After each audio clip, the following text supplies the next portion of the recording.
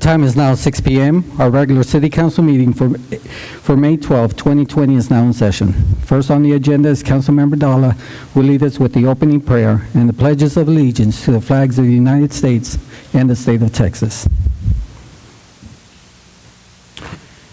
God our Father, we come to you in our need to ask your protection against the virus that has disrupted our nation and claimed many lives.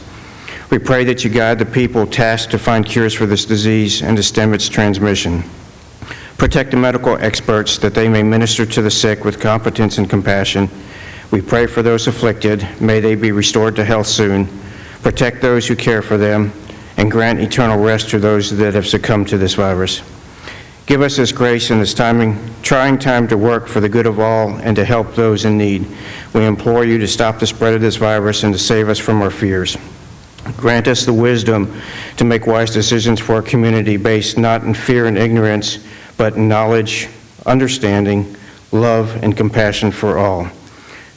Grant us these petitions through our Lord Jesus Christ, your Son, who lives and reigns with you in the unity of the Holy Spirit, one God, forever and ever. Amen. I pledge allegiance to the flag of the United States of America and to the republic which it stands, one nation, under God, indivisible, with liberty and justice for all. Honor the Texas flags. I pledge allegiance to thee, Texas, one state, under God, one and indivisible.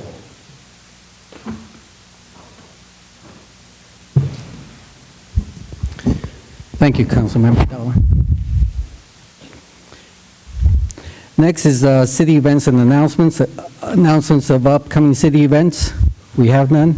Announcements and recognitions by our city manager, Dr. Brown. Okay.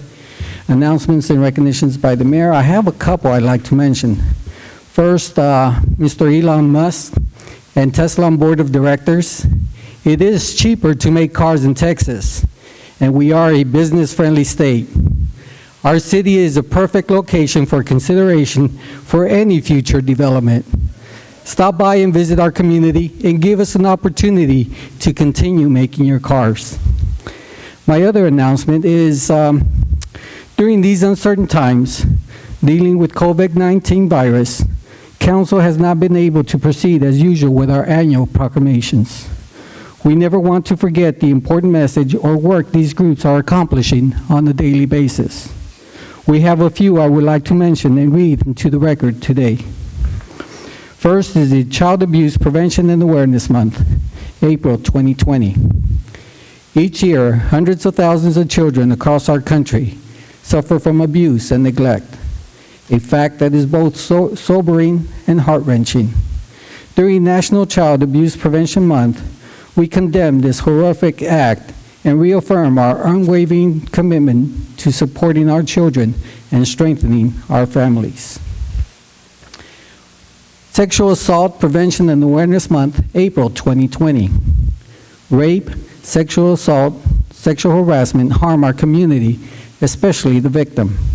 Child sexual abuse prevention must be a priority to confront the reality that 1 in 6 boys and 1 in 4 girls will experience sexual assault before the age of 18. The goal of Sexual Assault Prevention Awareness Month is to raise public awareness about sexual violence and educate communities on how to prevent it. National Crime Victims' Rights Week, April 19th through the 25th. We want to acknowledge the abuse and the trauma that victims of crime often experience, and to recognize the tireless work of dedicated advocates who have taken up the cause of supporting crime victims across our country. We wish to express our appreciation for those who support crime victims, and we reaffirm our strong commitment to reducing the trauma of crime for victims and their loved ones. Community Action Month, May 2020. Community action has made essential contributions to individuals and families across this nation by creating economic opportunities and strengthening our communities. Community action insists on community participation and involvement, ensuring that all sectors of a community have a voice and will be heard. We appreciate the hard work and dedication to our community. Municipal Clerks Week, May 3rd through the 9th. The municipal clerk provides the professional link between citizens, local governing bodies, and agencies of government at all levels. The municipal clerks continually strive to improve the administration of the affairs of the office of the municipal clerk through participation in education programs, seminars, workshops, and the annual meetings at their state. It is appropriate that we recognize the accomplishments of the office of the municipal clerk. The annual Police Week, May 10th through the 16th. From the beginning of this nation, law enforcement officers have played an important role in safeguarding the rights and freedoms which are guaranteed by the Constitution and in protecting the lives and the property of our citizens. It is fitting and proper that we express our gratitude for all the dedicated service and courageous deeds of the law enforcement officers, for their contributions they have made to the security and the well-being of our people. And finally, the Public Works Week, May 17th through the 23rd. Public Works professionals focus on infrastructure, facilities, and services that are vital to sustainable and resilient communities and to the public health, quality of life, and well-being of the communities. It is in the public's interest for citizens and civic leaders to understand and maintain a progressive interest of the importance of the public works and the public works programs. Again, we regret that we can't continue, didn't say these proclamations but due to the situation. We'll continue with the hearing the residents. This time is set aside for any person who wishes to address the City Council. Each person is limited to 3 minutes, and we ask before addressing the council, for the record, please state your name and address. I know there's no one signed up. Ms. Dennis, is there any hearing the residents submitted in writing? All right.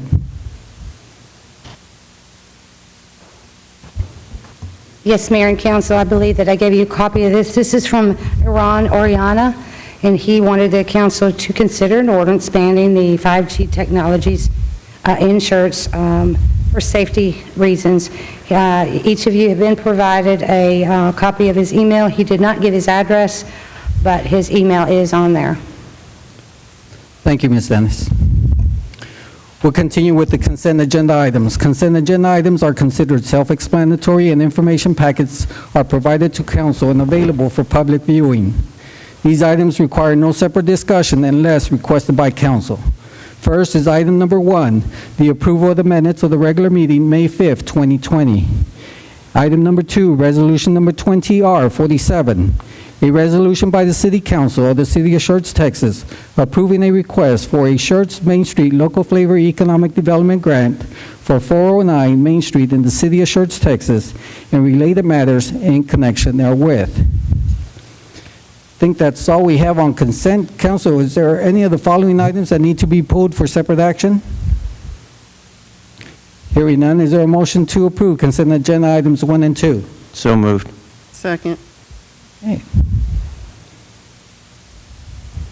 We have a motion by Councilmember Dalla, second by Councilmember Hayward. Council, any comments? If not, let's call for the vote. Aye. Aye. Aye. Aye. Aye. Aye. Aye. We have 7 ayes, no objection, motion passes. We'll move on to discussion and action items. Item number 3, resolution number 20R50, a resolution by the City Council of the City of Schertz, Texas, authorizing the city manager to enter into a design-build agreement with F.A. Nunnally for the Fleet Maintenance Building Project and other matters in connection therewith. Mr. Kelm, you have the floor. Good evening, council. Let's see if we can get this.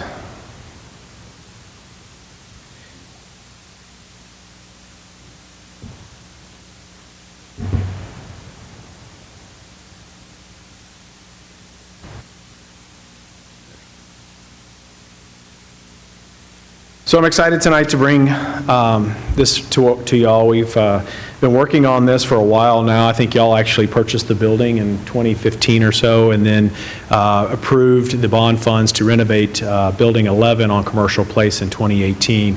And so we're excited to start working on Building 27 on Commercial Place. This is currently the fleet shop. It shares, the building is Parks and Rec along with Fleet and Facilities in the same building. It's overcrowded based on our fleet. The lifts don't support the emergency vehicles being able to be completely serviced in there, which drives repair costs and things. And so we're excited to be able to expand into Building 27. It's about 15,000, a little under 15,000 square feet. There'll be bays and lifts that will handle all of our emergency vehicles, to include the engines. We're going to put a pit in there, which would speed up some of our oil changes and things like that. And so this is just a huge project for us. Overall, it's going to be about $1.5 million is what we have in the budget. Tonight, we're bringing the design build approval to you to do the design portion. It's about $175,000 to get the design started. This is just conceptual. We spent a lot of time in how would it work for us. We visited some both private industry and some other regional areas. And so this, again, is a poor attempt on our part to draw that out, but it kind of gives you the ideas of where the lifts would go and how we'd do the flow for service and things. So, and then here's Building 27, in case you aren't aware, on Commercial Place. It's right across the street from Public Works. We also have some storage yards here. Here's Building 11 right here. That's ours. So the flow in, be able to pull vehicles in, get serviced, and pull out. Also provide some additional safety measures. Right now, our customers can actually walk into the yards where the vehicles are being maintained and repaired, which is a dangerous issue, as well as sharing it with Public Works. So this will, once this is complete, will provide a lot more safety. In addition, we'll probably be able to put a car wash, or we're trying to put one back here for the city vehicles to reduce what we're spending now to do that. So a lot of benefits, I think, we're trying to capture into this facility, so we're pretty excited about it. This is the front. We'll have office space, training space for our folks. That's adequate. And again, this is another view of the doors that we'll be able to pull in and pull out of. So it'll be drive-through capability. So with that, any questions for me on Building 27? Thank you, Mr. Kellum. Council, floor is open for discussion. No discussion. Okay, is there a motion to approve? Yes. Oh, I'm sorry, Miss. I beg your pardon. What all is involved with the pre-construction and the design? Is that pretty much like the architectural plans, or is there more that goes along with that? So yes, ma'am, we're doing a design build on this, so it's all one. We've hired one firm to kind of manage it all. They'll actually go out and contract the architect and do the design portion for us, and then they'll also the build agent. And so because we've done a lot of work on our back end, we think it was a better opportunity to go to design build versus the design bid build process. Because we already have a kind of a pretty good idea what we want to do. We've got a good owner's rep firm. They kind of looked at the pros and cons, and we'll actually get the construction done faster and we think cheaper given this way. Does that answer your question? It does. Is the second question, the 174,300 is for the initial phase of it, and then after we vote on that, then the rest will be in the 1.5 million? Yes, ma'am. This is all, 1.5 is the whole project. Got it. 1.75 comes out of that 1.5. Okay. Does that make sense? Do we have a deadline anticipated? I know we're in extraordinary times, but... So we haven't gone into negotiation on the design. I think, on experience, it's probably a 60 to 90-day design frame for the design portion, and then we'll start construction, which could be 9 to 12 months. And in theory, next summer, we'll come back to you with Building 10, which is where Fleet Parks is at now, because we have, we're going to talk about it at the budget meeting, but projections to do that building in the next year. And this is all part of our facility master plan. This is just the first big step. Okay, thank you. Yes, ma'am. Okay, council, any other questions? No questions? Is there a motion to approve resolution number 20R50? So move. Second. Okay, we have a motion by Councilmember Scagliola, second by Councilmember Hayward. Council, any other comments or questions? If none, let's call for the vote. Aye. Aye. Aye. Aye. Aye. Aye. Okay, we have 7 ayes, no objection, motion passes. We'll proceed with roll call confirmation. Our City Secretary, Brenda Dennis, will provide a roll call confirmation vote on consent agenda items 1 and 2 and discussion item number 3.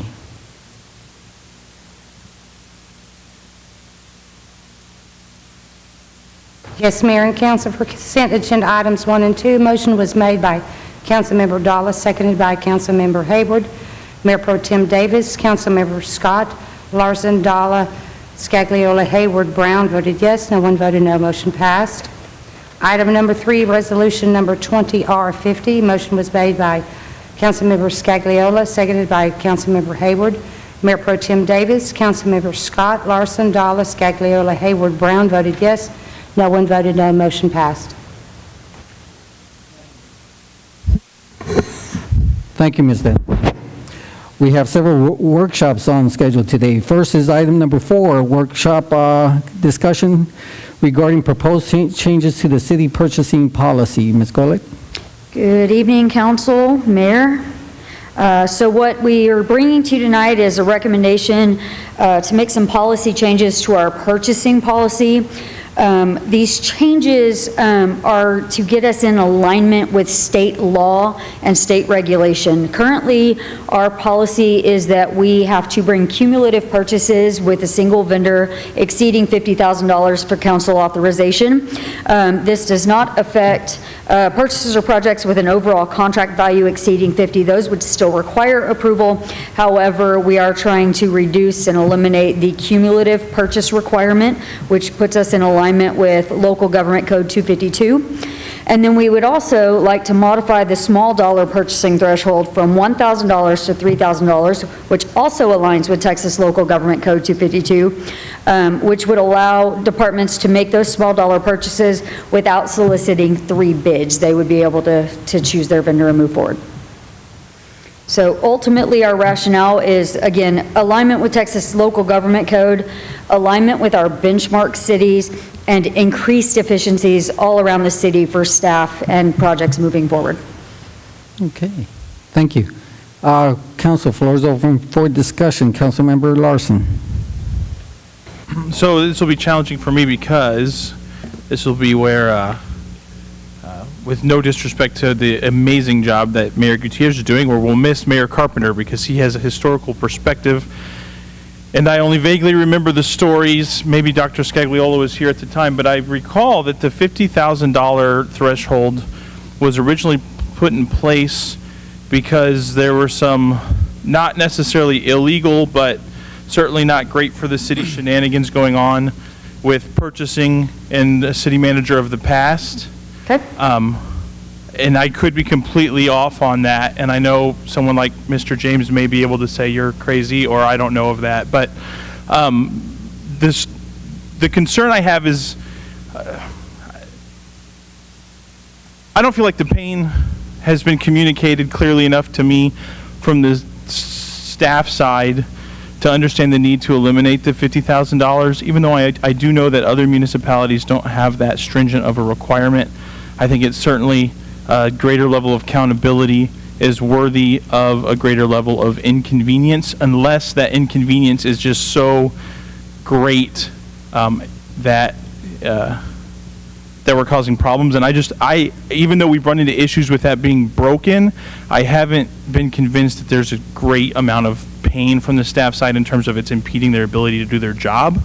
And so I don't know that I agree with removing that limitation, because I do know, and I don't have all the details, so I don't want to speculate too much, but I do know there was issues that had arisen previously that were the cause of that particular. And while I don't think that we have any fear with the current crop of individuals, I also know that in 10 years and in 15 years, there's going to be a lot of many different faces, and so having that accountability makes sense.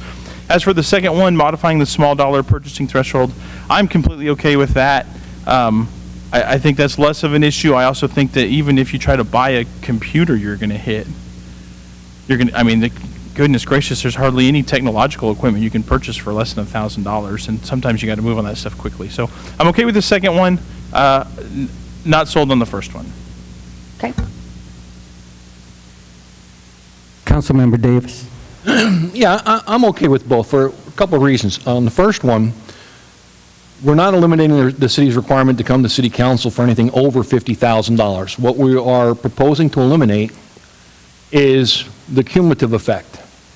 And I think if council does due diligence and looks at what the city spends, if you look at the financial reports, there would be certain vendors that you would probably ask a question about. I know when I had a one-to-one with the staff, there were not that many vendors where we exceeded the $50,000 mark. And when we did, we exceeded it by a lot. And there were 2 or 3 of them where I said, why did we spend $120,000 here? And they had the explanation for it. You know, it's utilities or things like that. The biggest concern with item 1 is ensuring that the staff does not do what you call split purchasing. So as long as they're following their purchasing requirements like they're supposed to do. And I'll give you a good example. It's when we talked about when we had our one-on-one. If they go out to buy a vehicle for fleet and they put it out for bid and they get several vendors, you get vendor A come back and the bid is $35,000. And they went through the entire process. That was the best value. They spend $35,000. 3 months later, 4 months later, a vehicle breaks or they have to buy another vehicle. They go out for a bid again. They get several bids back from several vendors. It's another $35,000 bill, which is under the $50,000 limit. But if the top best value, the winning bid, is from the same person they bought from 6 months ago, they've now cumulatively busted the $50,000 and would have to stop everything and generate a resolution to come to council to get approval because they now went over $50,000 with that one vendor.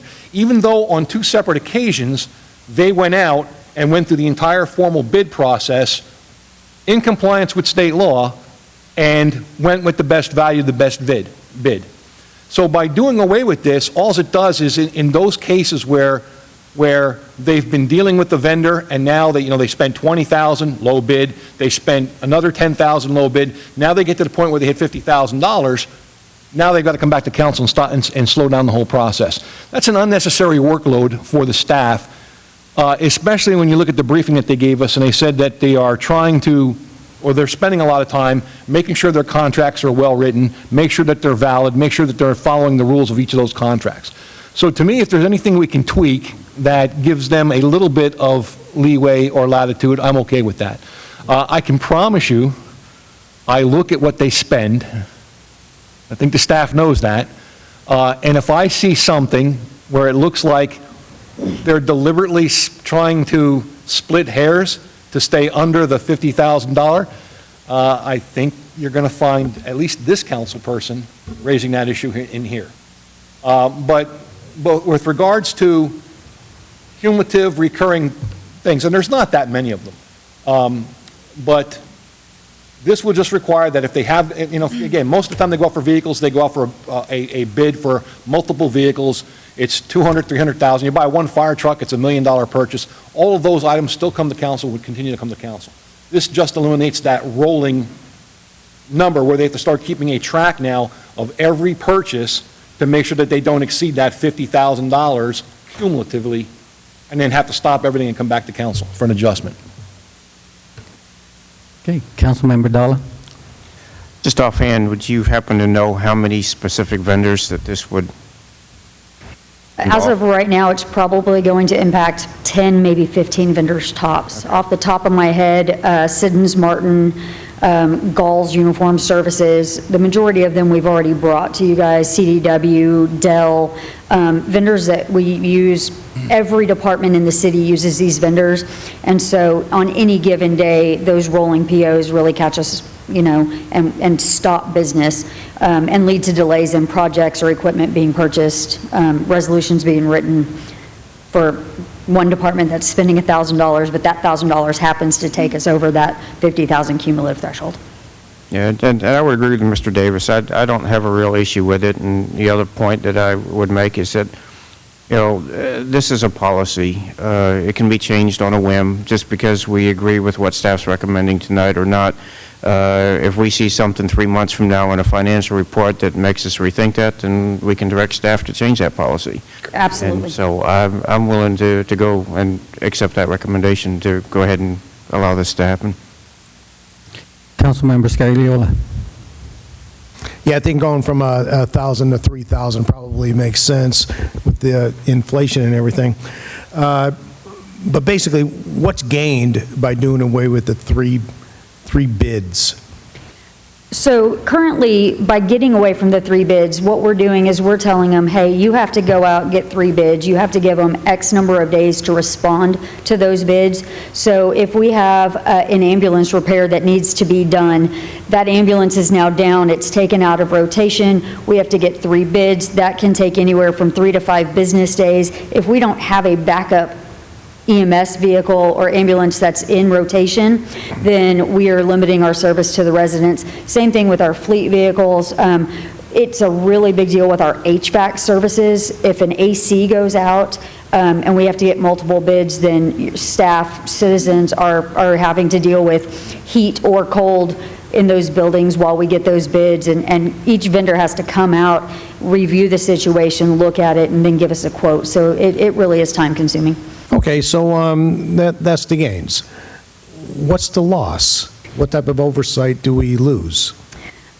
Honestly, I don't see a whole lot of oversight lost. Typically, when we're doing these 3 bids, they're coming in within $20 to $30 to $50 of each other. So we're getting really good competition. All of the vendors in the area that we use on a regular basis are giving us good value because they respect us as a city and they want to continue to do business with us as a city.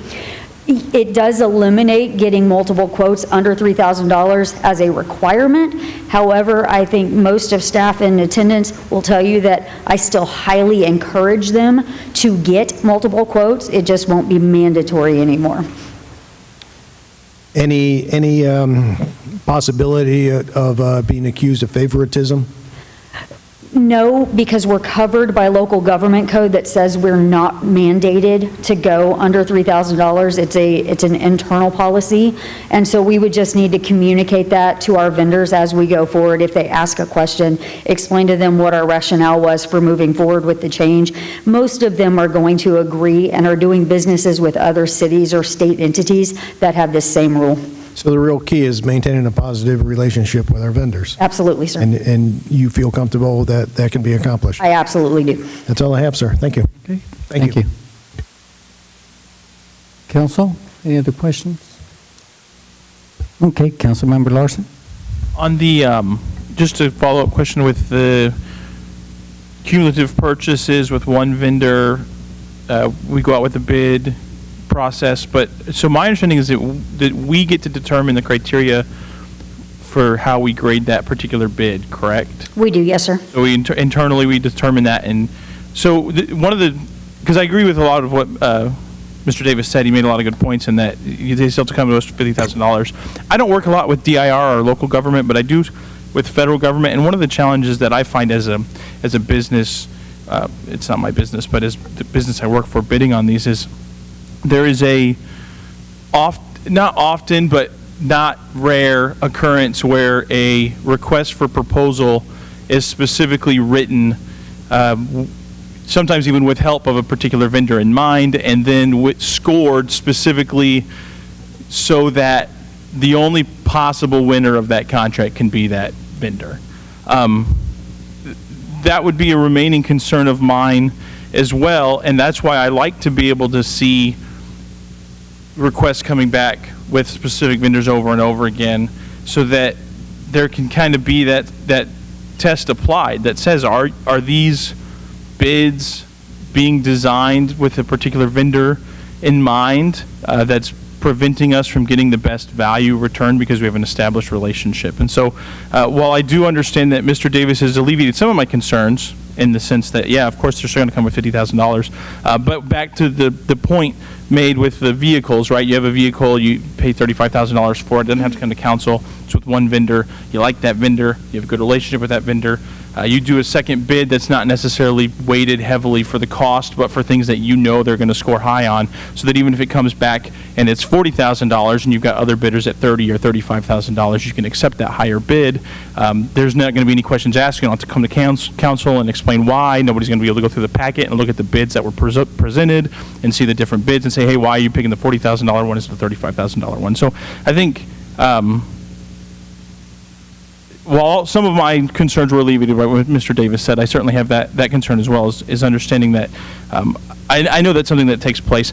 I normally would say that it doesn't happen in Schertz, but I know that it happens here because I've seen it. And so that it's not always bad. Right. But I would like to be able to ask that question so that you can say, hey, yeah, we're paying $5,000 more, but we're doing it because of this. So what I would say to that is on items like the vehicle, like you said, on tangible goods that are apples to apples comparison, we're doing a low cost bid process. So if we can tell them we need a truck with a 600 horsepower engine, a 5-speed transmission, manual, air conditioning, we tell them exactly what we want. We're sending those same specifications out to all vendors, getting their quotes back. Whichever one meets those specifications at the lowest cost, that's who we're going with on the award. On requests for proposals, those are typically reserved for those projects that are over $50,000 anyway. Those come through purchasing, so I have the opportunity to review those specifications and that scope of work to ensure that they are not favored to a specific vendor. If a vendor helps write specifications, they are not authorized to bid or to submit a proposal on that project because it creates undue favoritism on their part. And we've also standardized our evaluation criteria on those so that when we do a project, cost is a minimum of 40% of the evaluation process, leaving 60% aside for those other criteria to ensure that we are taking consideration into best value pricing, not only the other criteria that are in there. You're welcome. Council, any other questions? No other questions? Looks like the consensus is to proceed with the policy changes. Great. Thank you. Thank you, guys. Have a wonderful evening.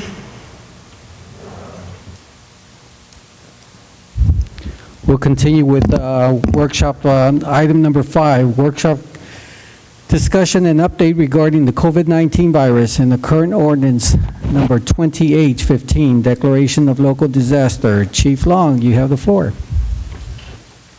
Good evening, Mayor, Council. Good to be back with you for another update. And we start out, lots changed since we met last week. New information's come out, so I just wanted to come back and share some of that with each of you and update you on some of our local numbers and things that are going on. So our current numbers, just starting out with some of the stuff from the EOC, our case numbers, talking about those in Guadalupe County, we stand at 99 cases. Schertz is at 20. It's also, I think important to mention that we're at 4 active cases in Guadalupe County, part of Schertz. The rest have recovered. We've still got 3 from Bexar County that we just haven't got any information back on yet, so that would show us of our 20 cases, we are at 7 active cases currently as of we know today. And the Guadalupe County is reporting out of the 99, 77 have recovered in the county. So, in addition, some news broke yesterday about one of our nursing homes, Silver Tree, reported a positive COVID case yesterday. The patient was transported by a private ambulance to a local San Antonio hospital, and as I understand it, the patient was released to a sister facility of Silver Tree in another facility in the San Antonio area. They did not come back to Schertz. So kind of, as we discussed last week, if we have a positive case at a nursing home facility, we've got a mechanism in place for that. That is the rapid response team that we talked about last week.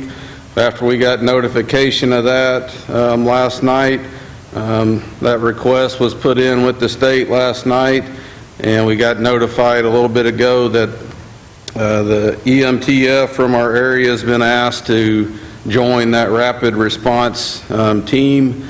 And they will be on location tomorrow at Silver Tree to test everybody in the facility. So that's, and some of our own Schertz EMS crews are on that EMTF team for the regional team that will be assisting there tomorrow as well. And so I'll provide additional information on that once we have it and once we know what comes out of the testing of that. Also to mention, we had a mobile testing site again last week. I reported last week we had 49 tested at that location. We did get back that we had one confirmed case out of that. And it was also reported that they were from Kendall County that come over here for that testing. Also, last week we had reported that there was 427,000 Texans that had been tested. That number today stands at 525,000. And so, again, some of the new information that come out today was, the governor's goal is to get 2% a day tested.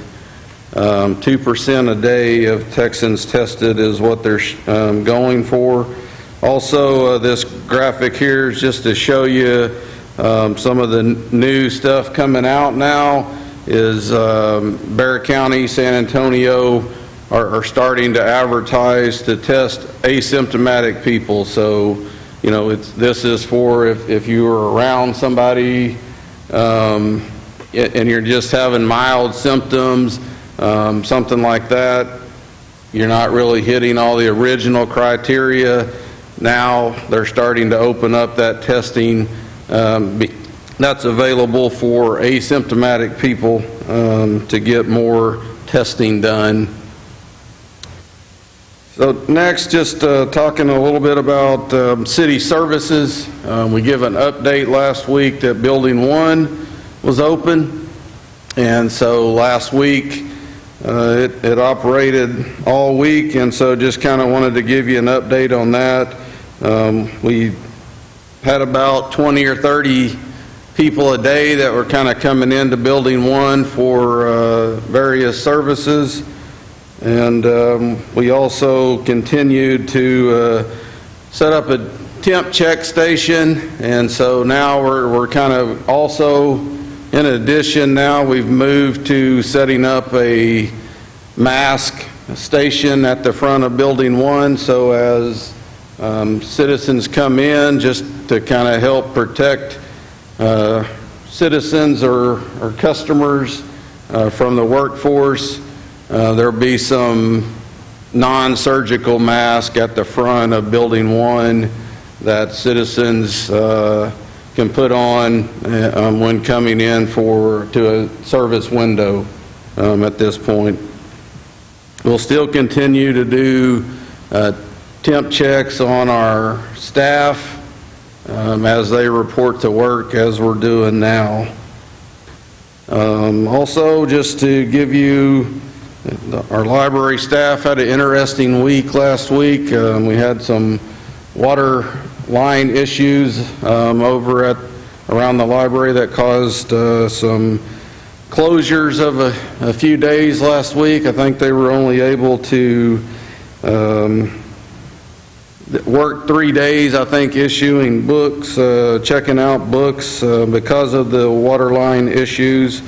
I guess we had 2 different issues. So a water line broke during the week, and then another one broke over the weekend that kind of slowed the library's days that they were operating, but they still checked out 616 items last week from the online process that they've been going through, allowing people to check out online and then come through and get those delivered out to them in a drive-through fashion. Yesterday continued work. We're still waiting on that repair to be done. So the water repairs was completed today, and they're back on. So our partners at the Y was helping out our library staff, letting them use some of their facilities as well. And so that's all back in service now. Next is just giving you, again, I give you kind of an update on where we stood last week with the expenses, and just to come back today reporting another additional $20,000 in expenses that we've had since last week. Some of those were over the course on credit card purchase that come in this last week. So that's, just from supplies and equipment alone, computer software we talked about last week. That's putting us right about the $50,000 mark from what we discussed last week.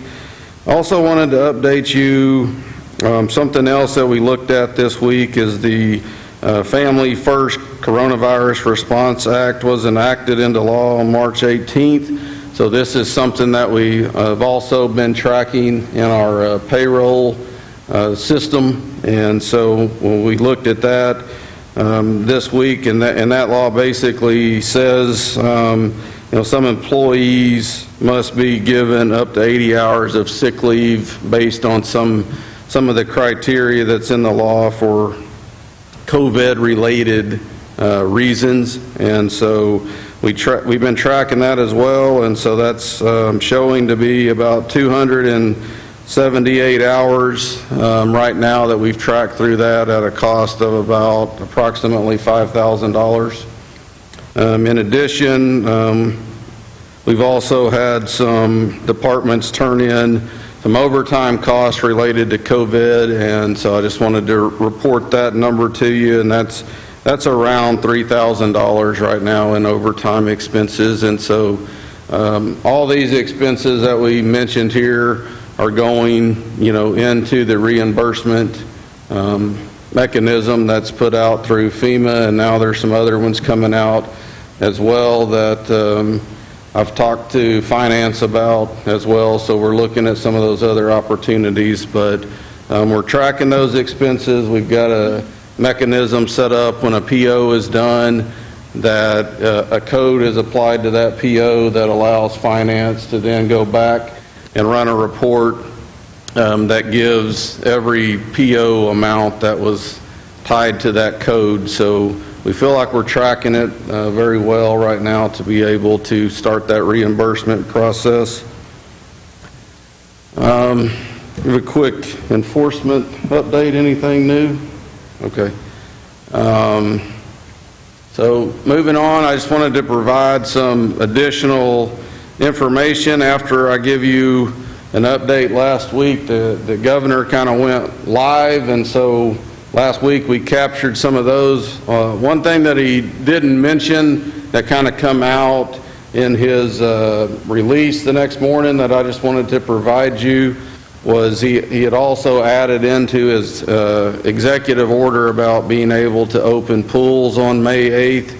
And so you can see here that was an indoor swimming pool would be at 25% of the total occupancy load, sticking with the current way that he had opened everything else.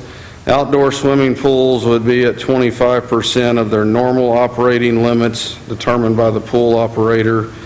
And also is in there that local public swimming pools may only operate if permitted by the local government. So just again wanted to point out that there was one variation from what I had presented last week that come out the next day.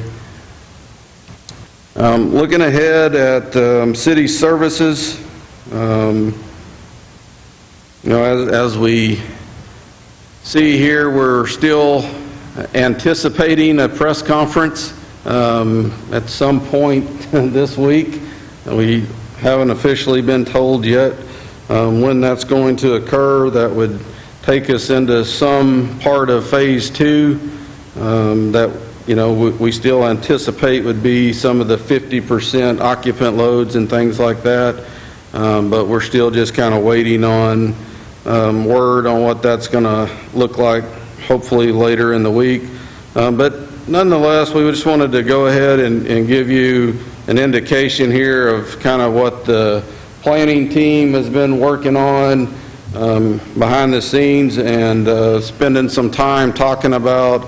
So June 1st is kind of when we're anticipating or planning on right now, kind of opening the doors at our customer service windows.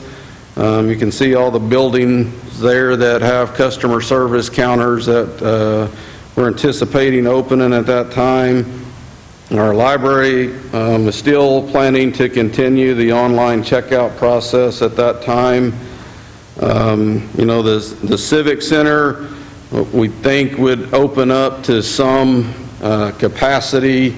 We just, don't know what all those variations would be yet. And then, kind of setting that as a Jubilee celebration decision point as well that we'll talk about here in a little bit. And then, of course, boards and commissions would all resume as well at that point. And then, kind of going out into July is, obviously we think more things would come online at that point and open.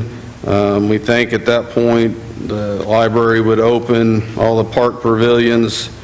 We're anticipating opening all the pools, playgrounds, and things like that throughout the month.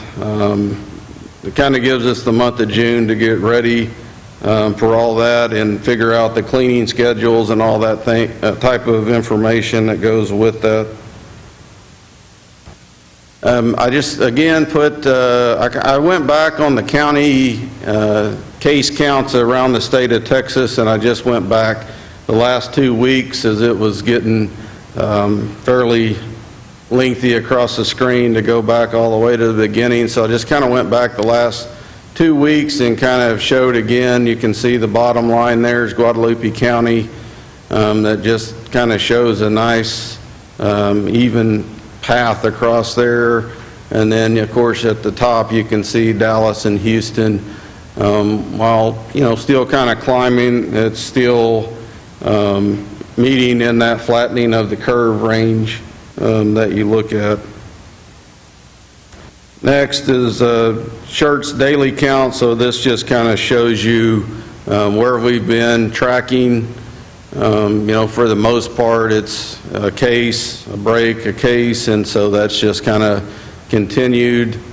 And you'll see kind of when you look at the 11th now, that's counting for over the weekend as well. So that's actually over 3 days there, Friday, Saturday, and Sunday, whenever that report comes out then. So that actually probably was one day and one the next day. The Guadalupe County count, you can see it's kind of up and down, and so again, when you see the 6th there over on 511, that is all the cases from over the weekend and including Monday as well. So again, just put back on here the slide directly out of the governor's executive order, just again talking about not reopened services yet, and this is what we're anticipating getting some more information on as soon as the governor has his next press conference.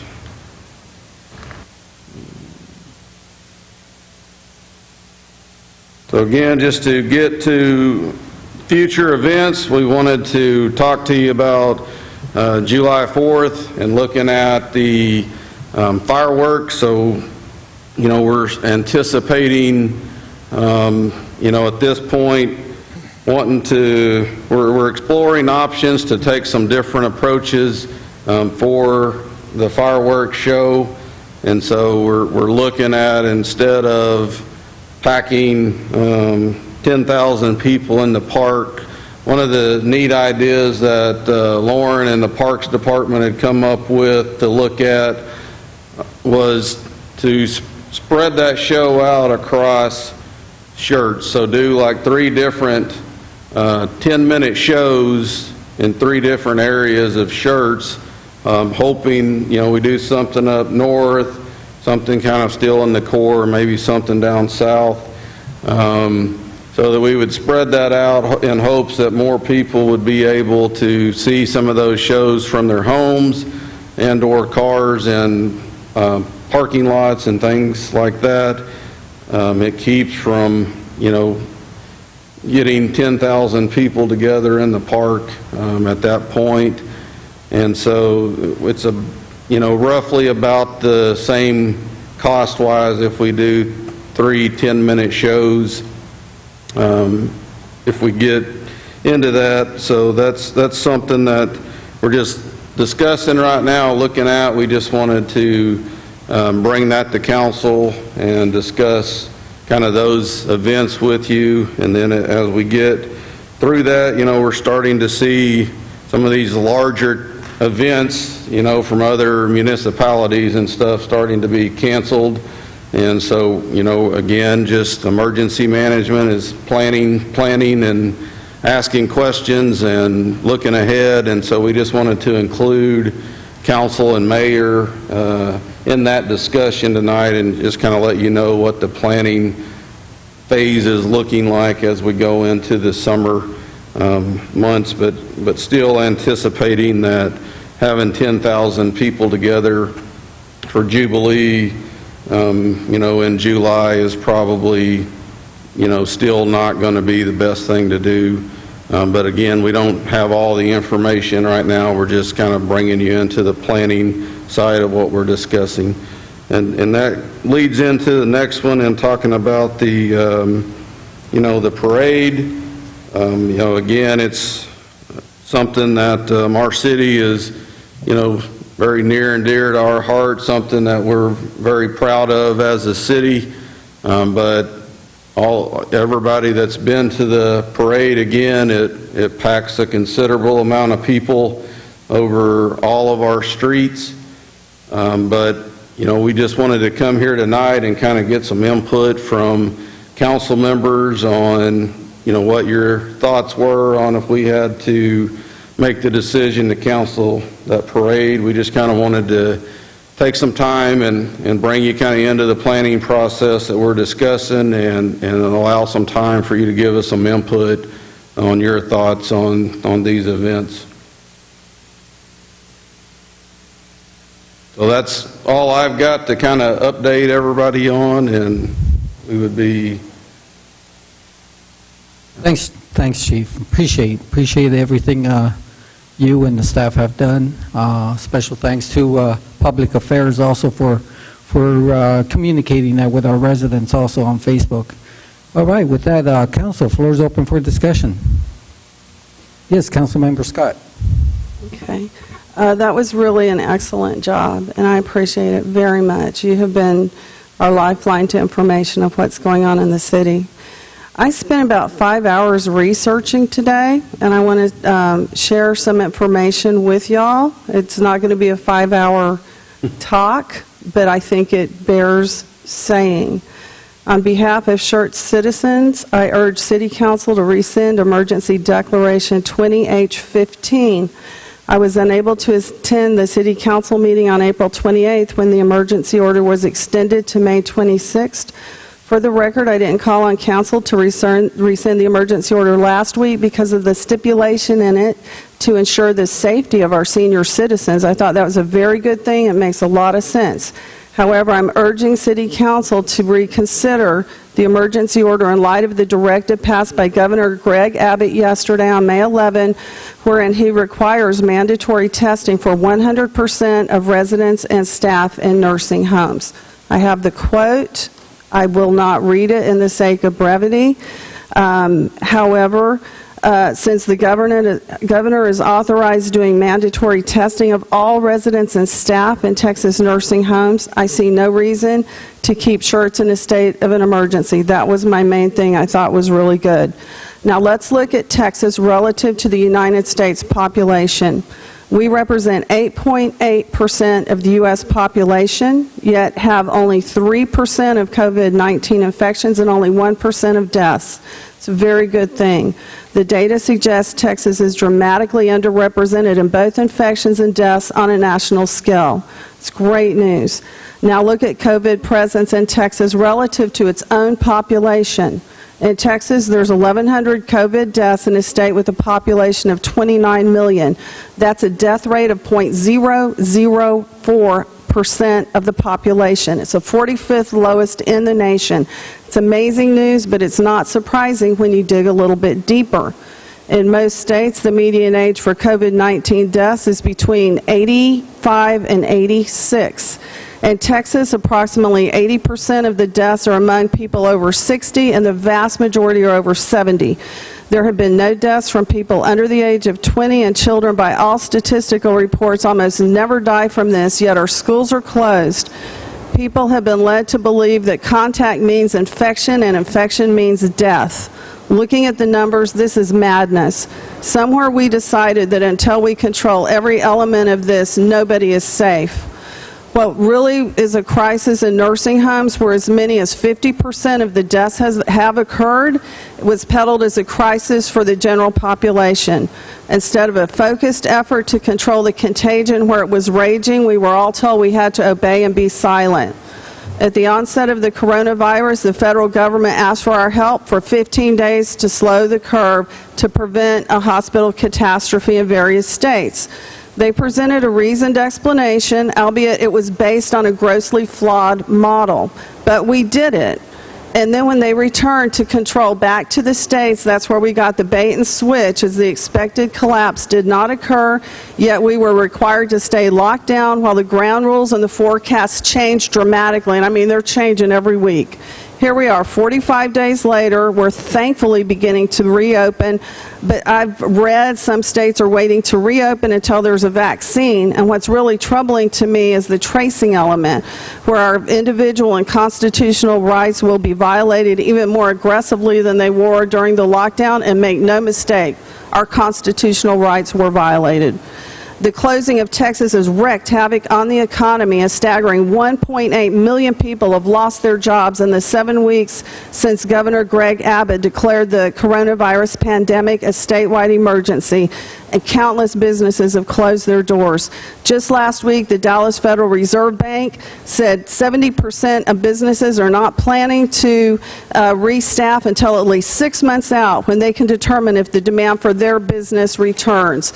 I have read that this is 4 times worse than the 2007 recession, and that was a horrible one.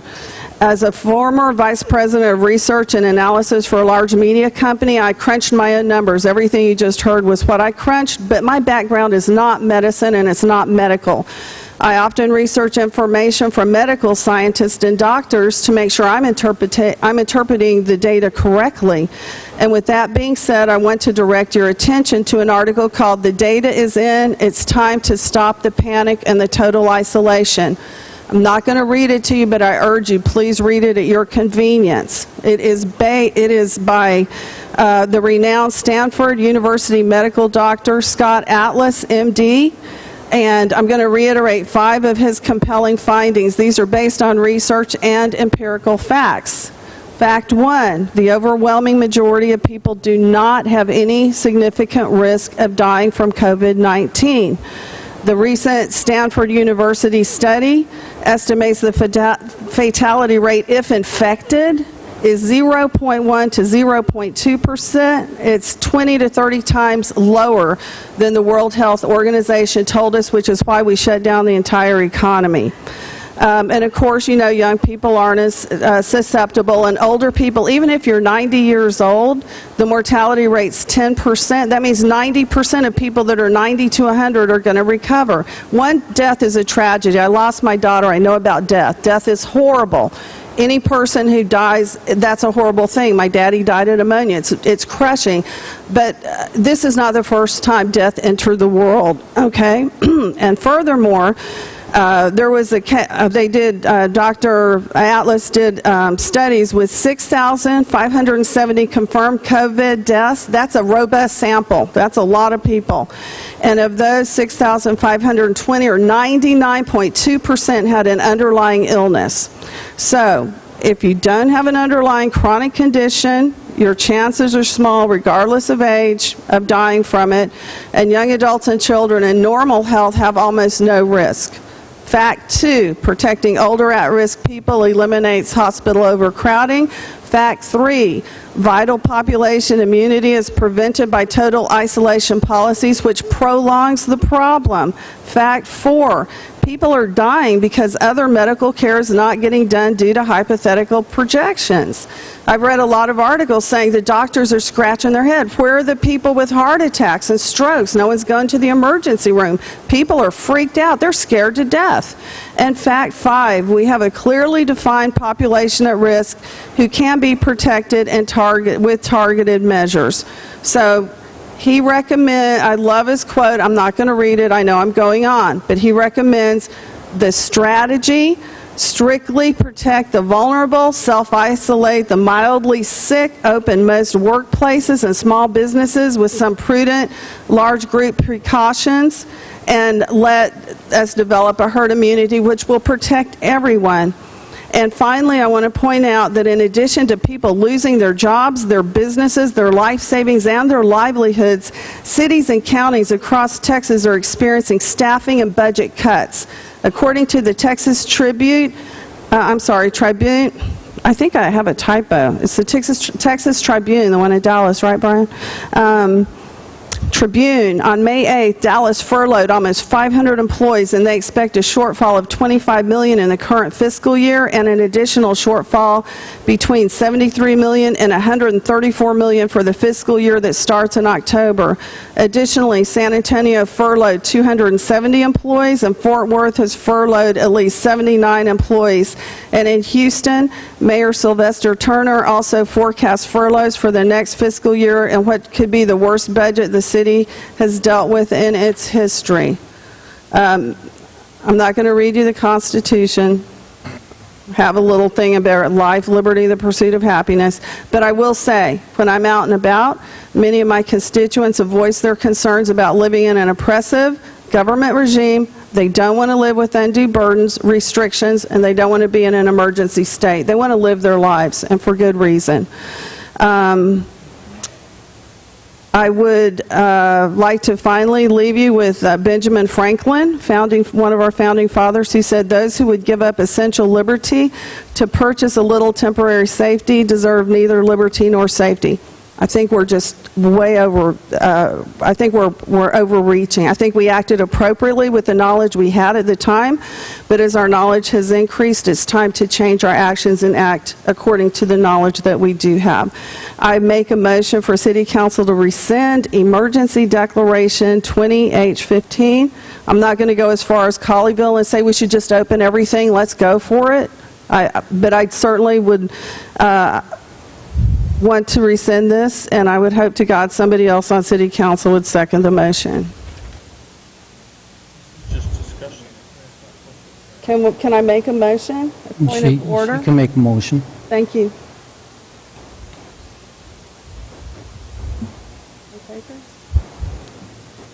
Councilmember Dollar. I'll get you on the next. Mr. Davis, I'll go ahead. You'll do you. You were waving your hand. Okay. There's our city attorney. I've had a couple of people call me and ask me about the emergency declaration and about emails and phone calls. Correct me if I'm wrong. The city council of the city of Schertz has not, in their emergency declaration, imposed any restrictions on any individual or business above and beyond what has been put out by the state of Texas through the governor's office or through the county judges through any one of the 3 counties that we currently reside in the city of Schertz, correct? Have we put any city-level restrictions on anybody? No. We did. I would say the only answer to that would be solicitation door to door is Okay. the only thing that's different. So the only thing of all of the, and don't get me wrong, I agree with a lot that Councilwoman Scott brought up with regards to lost employment and lost jobs and impact on businesses, and I do agree to a point. I am not a researcher. I'm not a medical professional. I have done a little bit of work from time to time in my lifetime on emergency situations and emergency response. There may have been some overzealous directions from the state level or from the county levels, but there has not really been anything done by the Schertz City Council.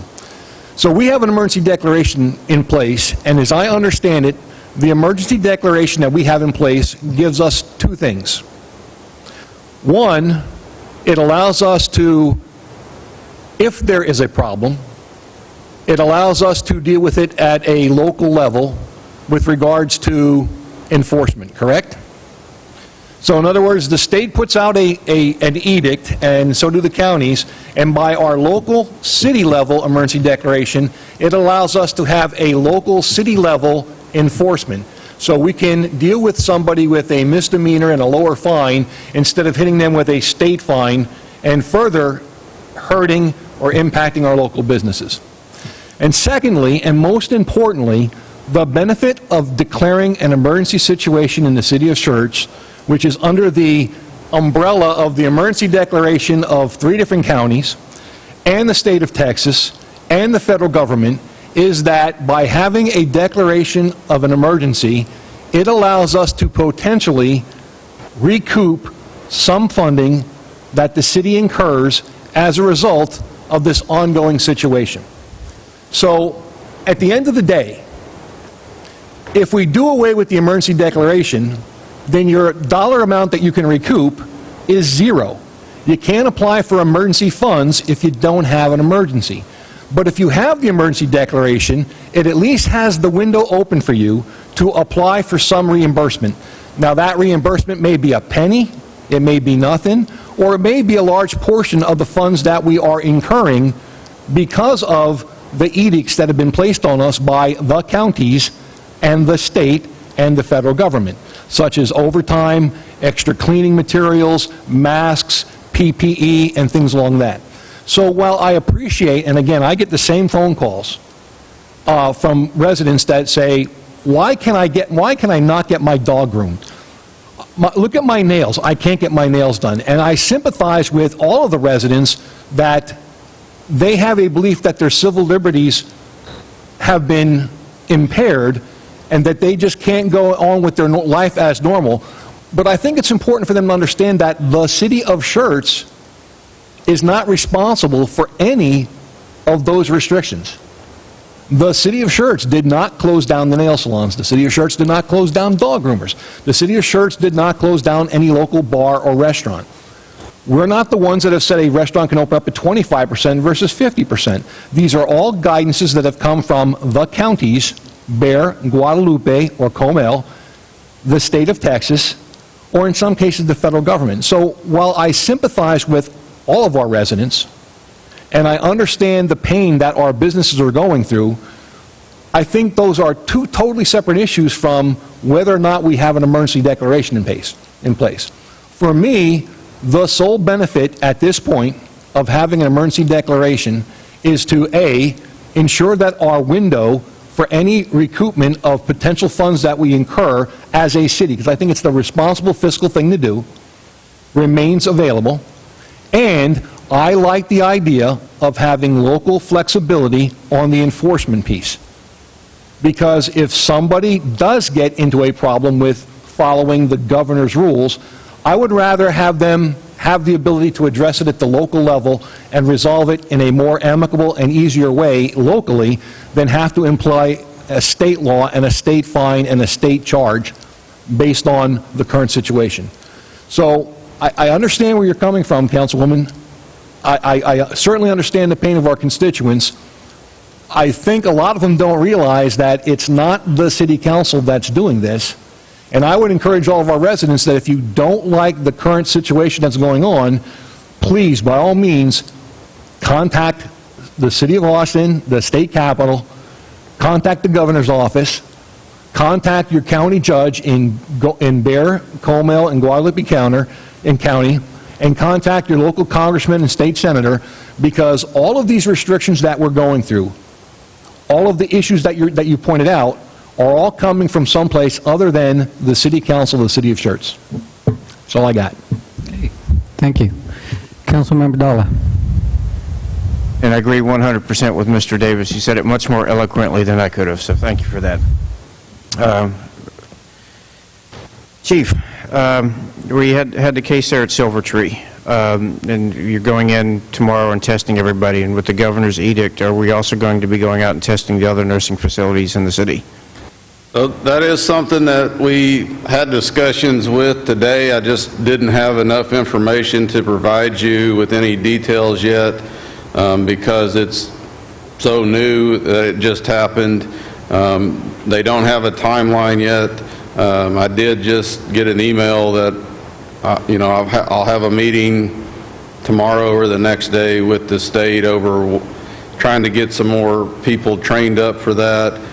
So right now, even in our region, the thought is we probably don't have enough people trained up to get activated onto the EMTF to handle those kind of numbers. So they're going to be looking at, I'm anticipating over the rest of this week and next week, they will probably be setting up some training opportunities to train first responders to join on to that EMTF rapid response team. They're trying to regionalize those as much as possible. So that's just kind of my guesstimation of what's going to happen. But as far as when that will occur, I just don't have enough information yet to provide you that yet. But I anticipate by next week having a better picture of what that's starting to look like. Well, given the absolutely horrific incidents at nursing homes around the country, we can't get to that soon enough, and I encourage you to continue working to that as quickly as possible. On the presentation, it's not a big deal, but I'm quite sure that the senior center is going to follow the same schedule as the library with reopening. And so I guess when you're making your presentations, if you would include the senior center on there, we do have a pretty significant population that's interested in that. And, I've heard from several seniors, when are we going to reopen? And, we can guide them to that information. And I'm looking to see what you guys come up with the 4th of July Jubilee. Certainly there'll be some more discussions in the coming weeks, and we definitely need to make sure we do it in a manner that is safe for everybody. But I think there's some way that we can have some sort of celebration on the birth of our country, and I think it would be a big step toward us looking at returning to some sense of normalcy to be able to celebrate that day. So thank you for the work you're doing on that. Councilmember Brown. Thank you, sir. My frustrations are equally as strong as Councilmember Scott and about the whole thing, but I do thank you, Chief Cade, or Chief Long, for keeping us up and having all the information out there. And I got to agree with Councilman Dowley. We have to have some sense of normalcy here this summer. The people have lasted much longer than I thought they would, from an emotional standpoint. And we've done a very good job. I guess it's like myself, I'm reluctantly complacent and agreeable.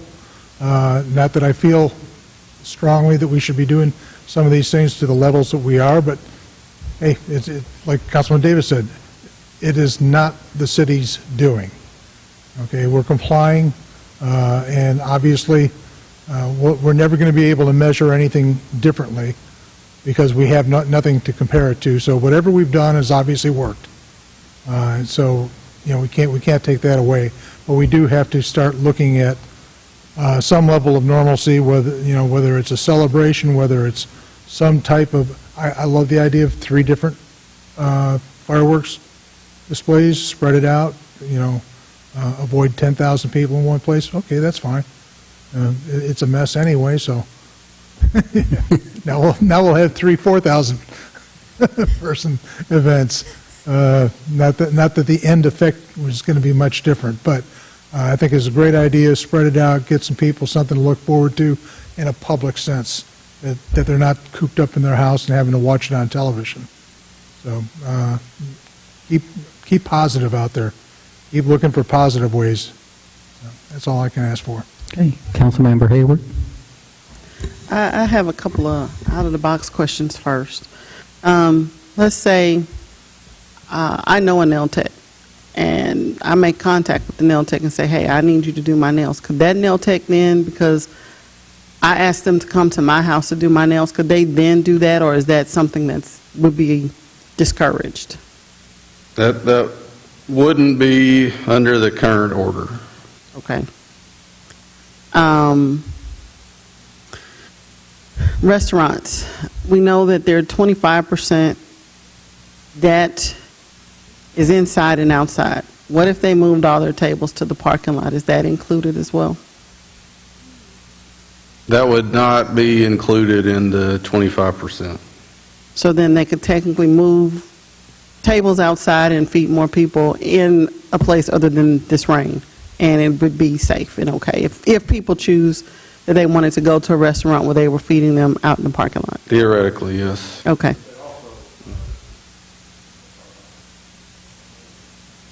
They would need to come to you. I was just one of those out-of-the-box kind of questions, wondering as we are trying to finagle. Again, I have some of the same sentiment as Councilmember Scott. Just trying to come up with ways as people start doing things and realizing that there may be some out-of-the-box ways that we can do things or make things happen so you're not feeling like you're under the thumb of someone.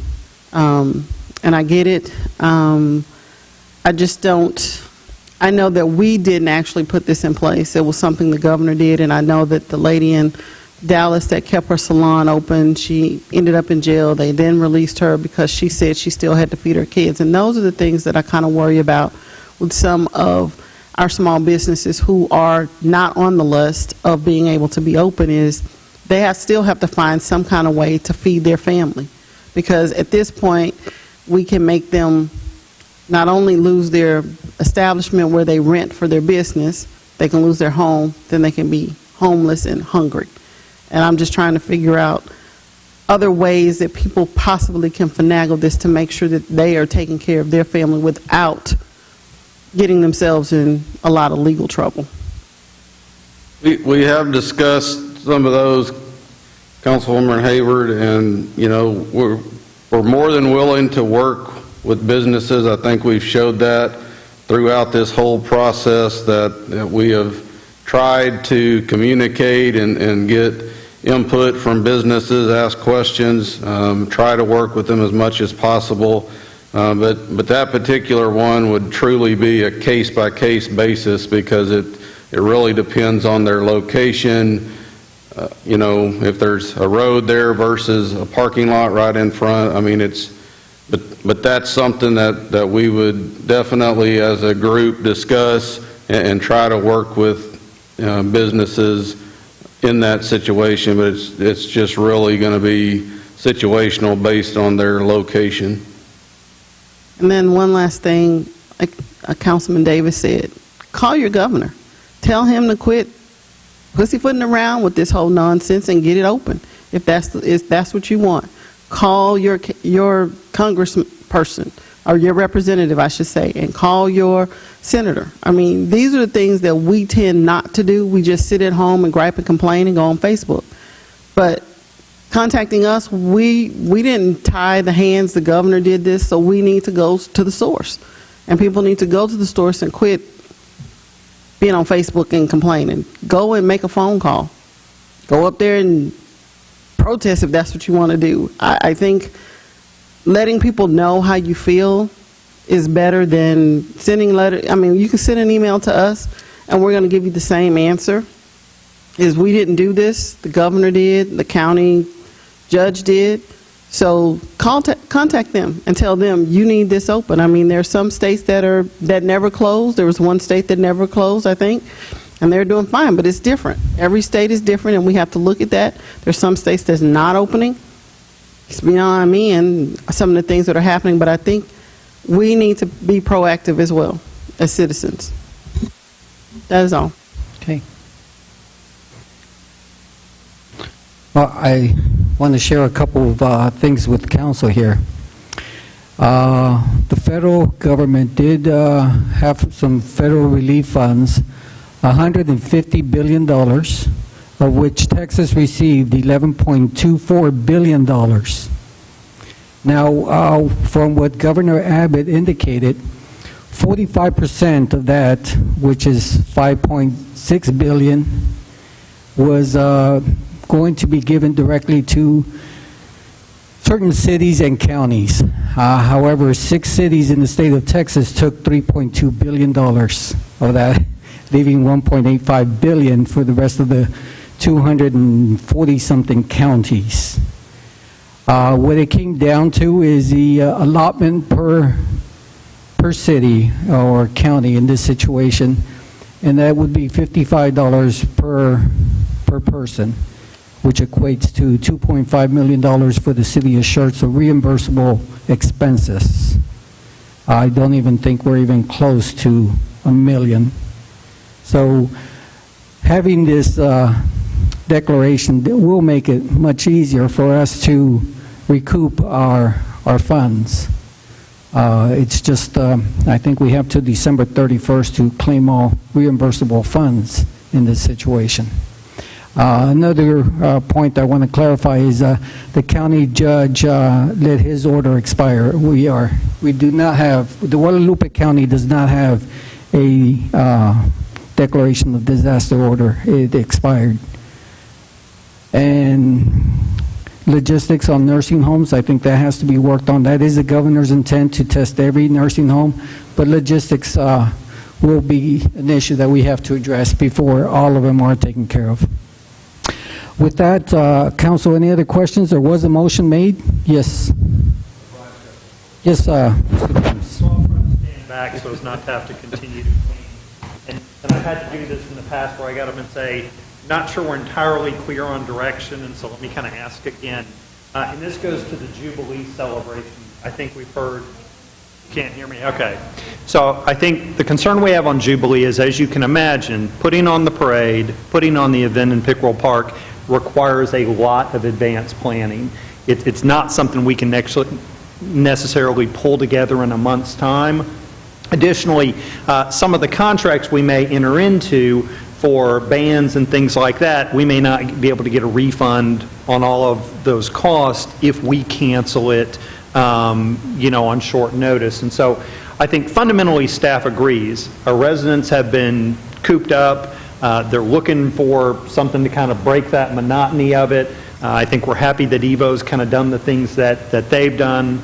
The challenge we have in two fronts is really the issue of we get a big turnout at Jubilee, and it's folks lined up and down the parade route. It's folks who come together to sit in the back of a pickup truck or on a trailer to ride on the parade route, and it is a huge mass of people at Pickerel Park.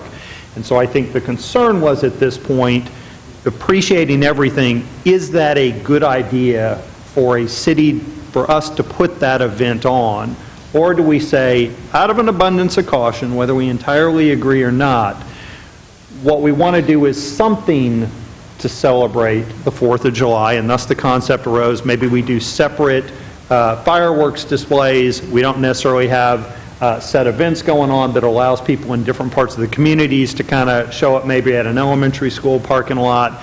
or somewhere like that, and it's more visible, and watch the fireworks. And that's really what we need direction from council on is, should staff proceed with planning for that event as usual, or do we do some sort of fireworks kind of thing? I think the park staff has also been working to try to put on some of the smaller events this summer so that folks have those things to do. If you've been, and a number of you had, to the movies in the park, the concerts in the park, they draw a much smaller crowd. And so whether they do it as a drive-in, sit in your car and watch, whether we kind of draw big circles or spray big circles on the grass for a family to sit in with space between as people walk up and keep them separated, we have the ability to keep that separation on some smaller events that we don't on pickerel. So to be blunt, what we're looking for is, if your direction is, what are you looking for us to plan for Jubilee, so that we can either start that or we can adjust and direct our resources elsewhere. One question, Mr. James. Decision on 26 May, would that fit within the within the scope, with a go, no go on some of these events? It's a challenge. So we can pull something together. Whether we can pull everything, the longer we wait, the harder it is to pull together that event, because really on the 26th, we've got, 5 weeks, something like that. That's a tough time to pull together such a big event, because obviously we need staff there to manage it, the police, the Public Works Department, but then it's also signing up the vendors that we didn't know if we needed, trying to get them out, let them plan to get goods and services, trying to find bands and things like that. All of those things. Not to say we can't do it, we may not be able to do it the same level, which is why we were hoping for an early look. And if the early look is, yeah, it seems like a bad idea sitting here now on May 12th, let's not do the parade or let's not do pickerel, we get that. If the answer is, nope, I can't see what's going to cause us to not do it, full steam ahead, we get that. But that's really what we need direction on, so that we don't spin our wheels on something that ultimately we cancel, if we can avoid that to that degree. Okay, Mr. Dolly, you had a question? I guess my comment on that is that certainly we need to look at what's going on and plan accordingly. I don't think a full-on planning for 4th of July Jubilee is going to be appropriate at this time. But something modified that we can live with an acceptable amount of risk in terms of bringing the people together and the possibilities of additional transmissions versus giving the public something.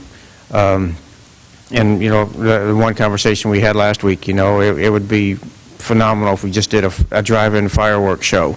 And like we talked about, if we could get the runways at Randolph and just put people in their cars in the runways, do the fireworks, and then everybody go home. Something along those lines would be perfectly acceptable. So, continue kicking around some ideas in whatever you come up with.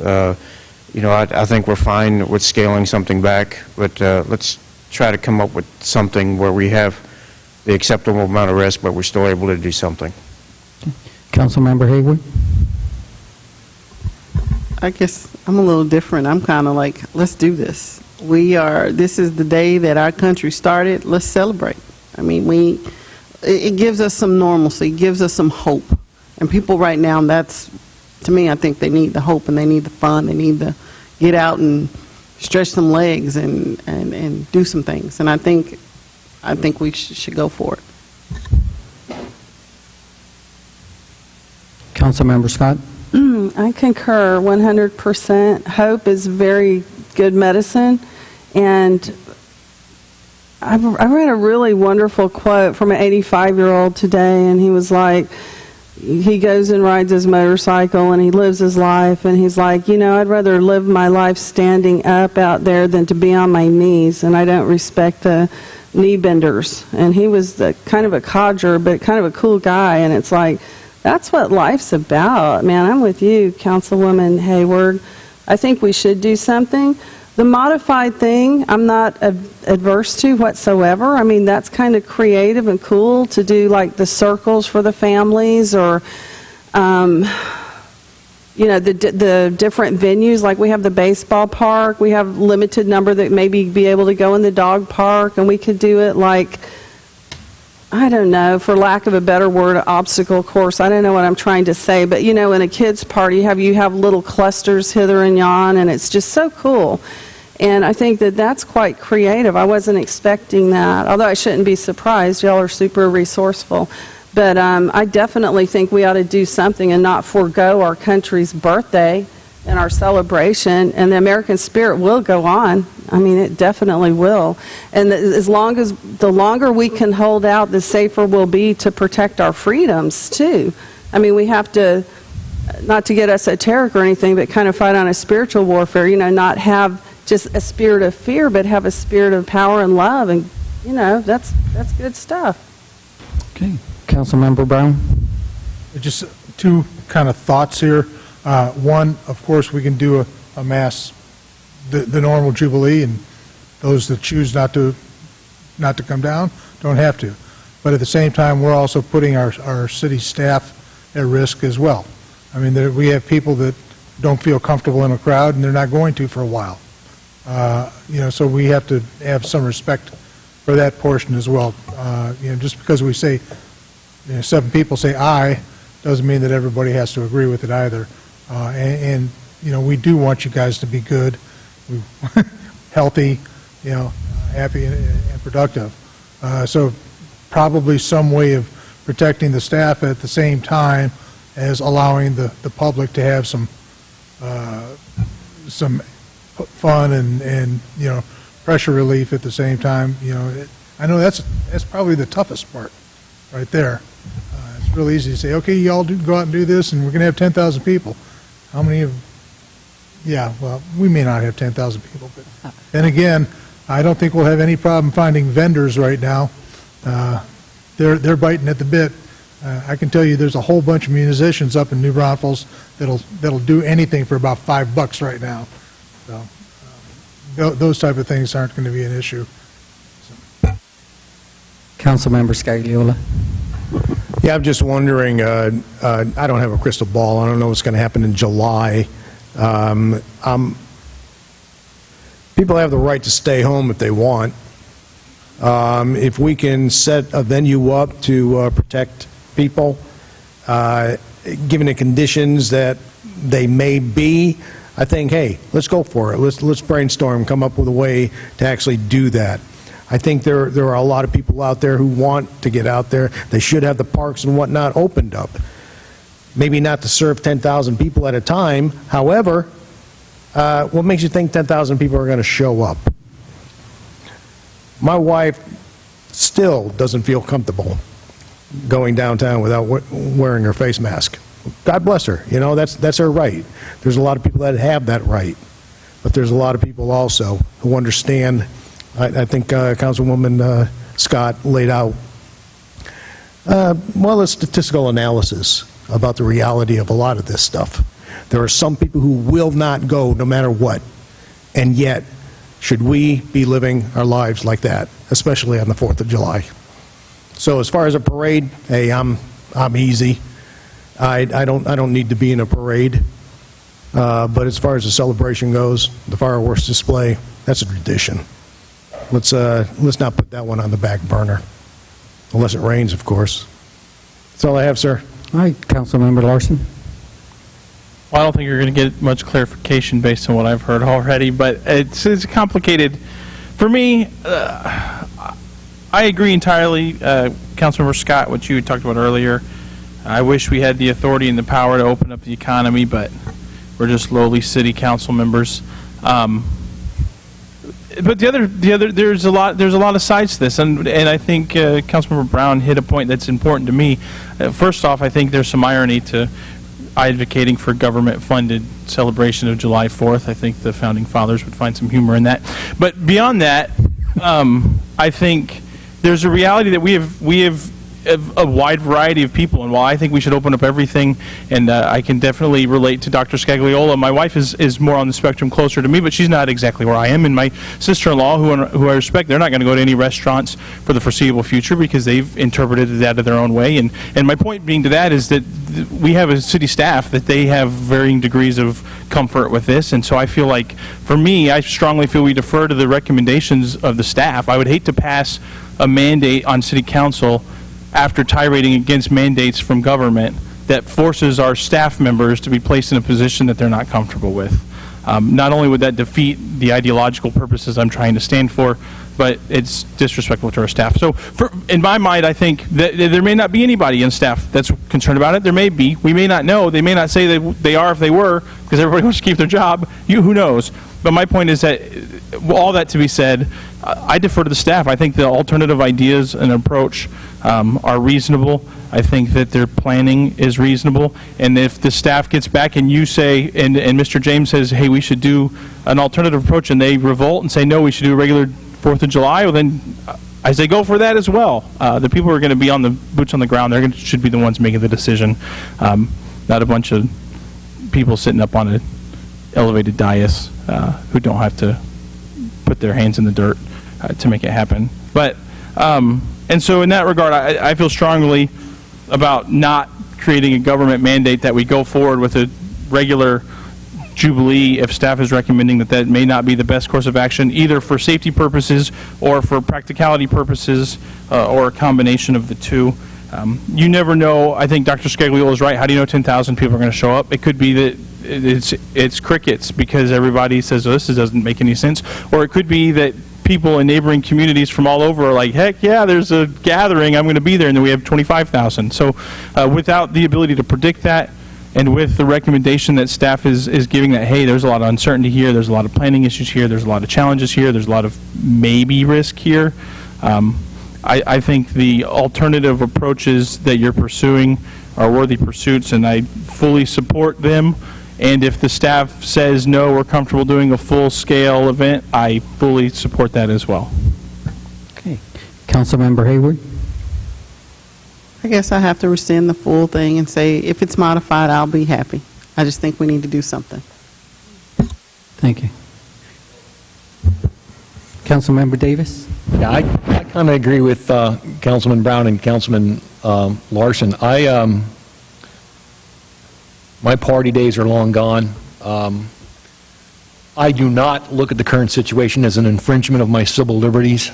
I don't think much has changed for me. I've been to Lowe's, I've been to Walmart, I've been to H-E-B. Now that I've been to restaurants through the drive-thrus, and I've been in restaurants to sit down and eat. And quite honestly, I kind of like the 25% rate because I don't have someone sitting right next to me being annoying while I'm having my dinner.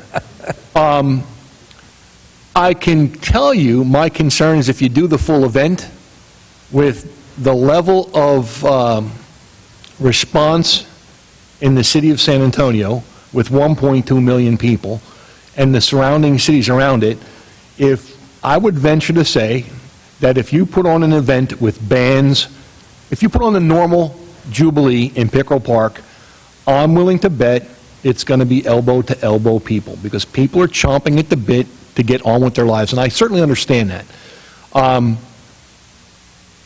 I myself, at this point, am not comfortable with being out in very, very large groups in venues like that. Only because, from what I see from any of the media outlets, is you don't know who's got a virus, you don't know all the effects of the virus, you don't know all the transmission routes. There's so many unknowns. I prefer to just say, okay, I will live my life as normal as I can, but I will take some precautions. So I generally wear a mask out when I'm out in H-E-B and Lowe's, and like I said, I go out to restaurants. I've been out to several restaurants since the dine-in restriction has been lifted. I'm very careful which restaurants I go to, where I know that I don't have someone sitting right next to me. I am concerned, like Councilman Brown said, that if you do Jubilee, I would expect in the population center that we're in, you're going to see a good turnout, a large turnout. I think that's inevitable. I can tell you that I probably won't be hanging out with 10,000 people that I don't know. My big concern is for the staff, because if we push this on, now we're taking members of the staff that, again, may feel that this is all just nonsense and hooey, and They have no problem going down to Pickerel Park with 10,000 people, throwing down beers and listening to bands. You may have some employees that are saying, I don't want to be here. And I can't in good conscience tell somebody, well, I have no problem telling somebody, if you want to go out in public, go out in public. That's your call. I don't feel it's my purpose to tell someone who does not feel safe under this environment that, sorry, because everybody else wants to party, you go out there and stand at a traffic control point or set up a medical stand or go sell tickets and wristbands. So I agree with Councilman Larson and Councilman Brown. If you guys want to talk to the staff and figure out what the staff is comfortable with and what they can do, I would prefer to go that way. I don't mind being creative. I think it's nice to do something in the city. I think the city has shown some resolve in the past. If we have to take a break from a parade, it won't be the first time. We've delayed parades for weather. We've delayed fireworks for weather. It might be pretty creative to turn around and light up the skies over Schertz. And if you're doing it in the north, the south, and in the center part, I don't know how you'd pull that off, but having 3 simultaneous firework displays going on 3 different sectors of the city, where everybody can sit in their own backyard if they want, or in a school parking lot if they want, and get a good show. I mean, maybe that would help ease some of their concern and give them something to do. And it plays to both sides of the fence, those that want to get on with a normal life and feel that they're being unduly constrained, but at the same time giving those that want to feel a little bit more safety and comfort and ability to at least have some kind of celebration. Thank you, Councilmember Davis. I think the consensus is let's work on the firework display on 3 different locations. The Jubilee and the parade is something that we'll have to discuss to determine what the challenges that we face before we commit to those. Any other questions? Dr. Brown? So I think what I've heard is, we'll work on the simultaneous fire displays. There'll be some kind of modified plan, and we'll work on a modified plan, and then we'll bring it back to you hopefully in 2 weeks. If not, it might be a week after that to let you know what the final look is and get one more perspective. But I do really appreciate the support for the staff. We definitely appreciate that, and nobody wants to honor America more than I do, and so and I think the staff feels that way. So we'll make it appropriate, but there will be some modifications. All right, thank you, Dr. Brown. With that, we do have a motion on the floor to rescind ordinance number 20H15. Do I have a second? Mayor, Yes. this is not posted for any action. It's not? No, so the motion is not appropriate. Okay. And scratch that motion then. We will proceed then. Council, any other comments, questions? Okay. Item number 6, workshop presentation, discussion of staffing study report. Okay, Ms. Schertz.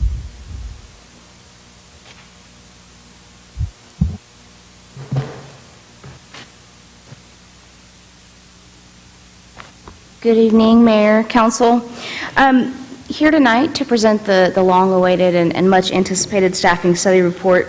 As you'll recall, we contracted with Matrix Consulting Group to conduct the study. The contract was executed in July of 2019, and the study kicked off in early August with on-site employee informational meetings.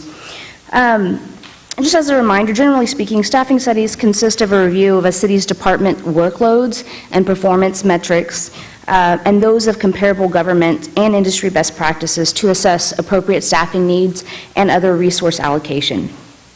Here with us tonight is Alan Pennington. Alan's the Vice President of Matrix, and he's going to walk you through the study process and methodologies that were used. He's going to highlight some of the key study findings and then also go through the study recommendations.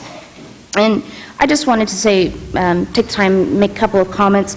The study took longer than we anticipated, but I do believe that the process allowed for maximum input by staff. There was really a great deal of dialogue that occurred Matrix was here on site for over 10 days. They spoke one-on-one with over a third of our staff, and then staff that didn't have that direct interaction did have an opportunity through employee surveys. So again, I really do feel like we maximized the opportunity for employee input.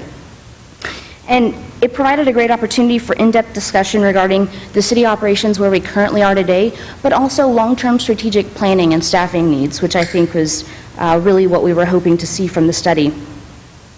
So, you know, as the study progressed, what we found was many discussions centered around issues that had already been identified by staff. And it wasn't anything that was out of the ordinary or what wasn't expected.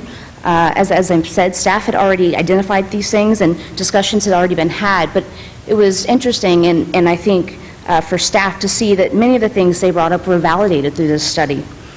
You know, I think there were also things that emerged that maybe we hadn't thought a lot about prior to the study. And I think either way, that the final result, what we're going to see tonight, and what hopefully you've had an opportunity to review in depth, is just a roadmap to help the city plan as we go forward, prioritize resource allocation. And while we certainly understand and don't expect that all recommendations will be implemented, we do believe this to be a roadmap that will help us make decisions based on community and organizational needs. And so each year as we go through the budget process, this will be a tool that will aid us in prioritizing staffing and other resource management and allocation. So I'm going to turn it over to Alan, but I do want to just take a quick moment too, just to express my gratitude to the city manager's office and to department heads and to employees for their participation in the study, because I think it made all the difference. Their input was invaluable, and it really offered thoughtful perspective to many of the issues that we're facing. So I just wanted to say that. And with that, I'm going to invite Alan Pennington to come up.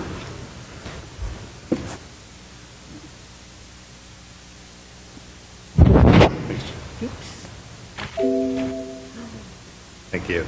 Thank you, Jessica. Mayor, council members, pleasure to be here tonight. Do you have a brief PowerPoint to kind of walk through to give you an overview of the study? Try not to forget those of you on the sides. The methodology we used, and what my intention is initially is to give you sort of the broad perspective on the staffing. You know, there's over 100 positions, so I'm not going to walk you through each one of them, but to give you a broad overview of what they're addressing in terms of the needs, and then we can answer any questions that you might have.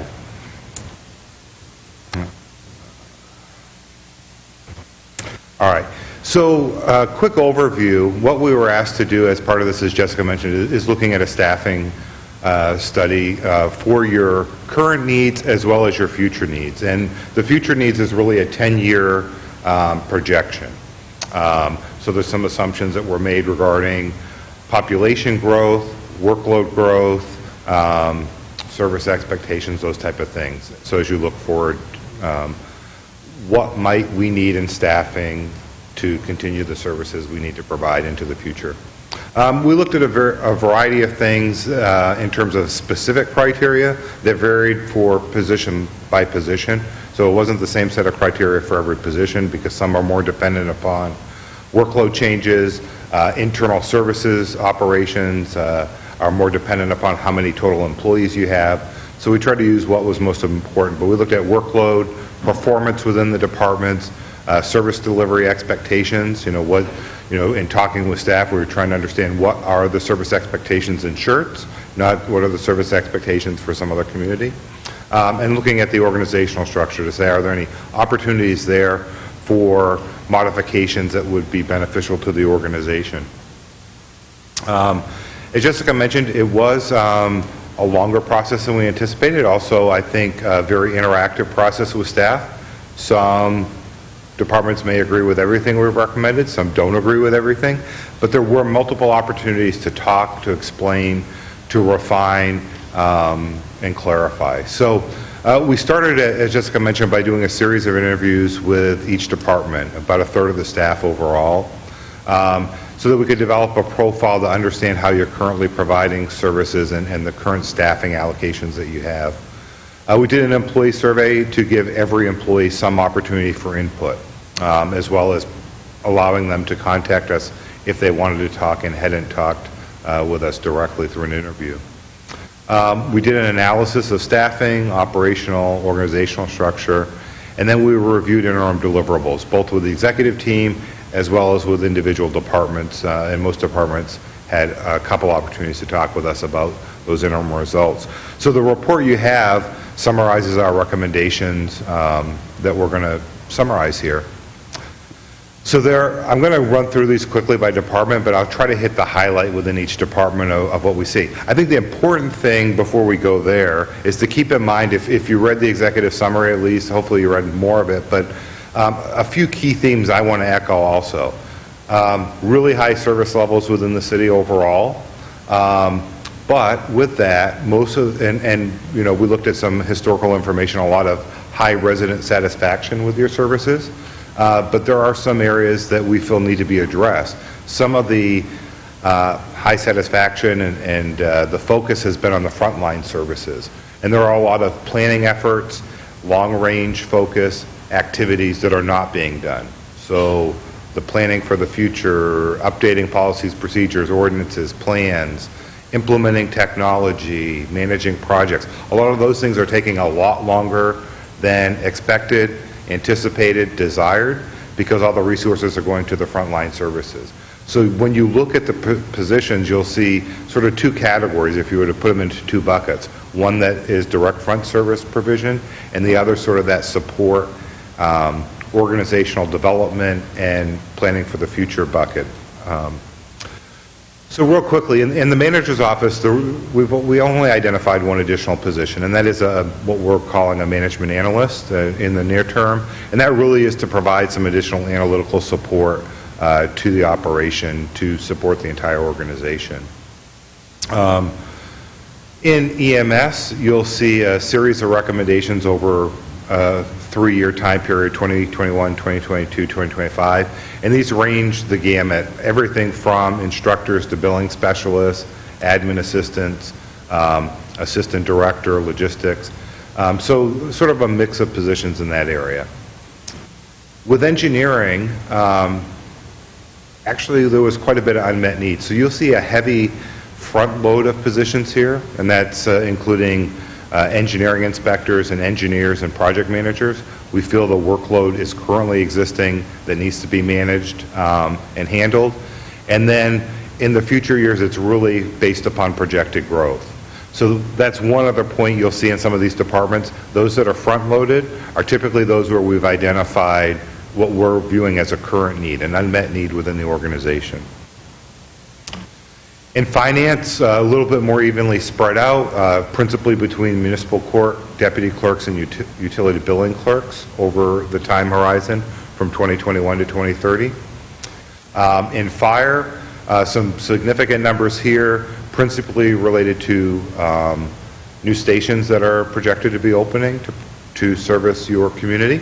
But there are some in the short term with deputy fire marshal.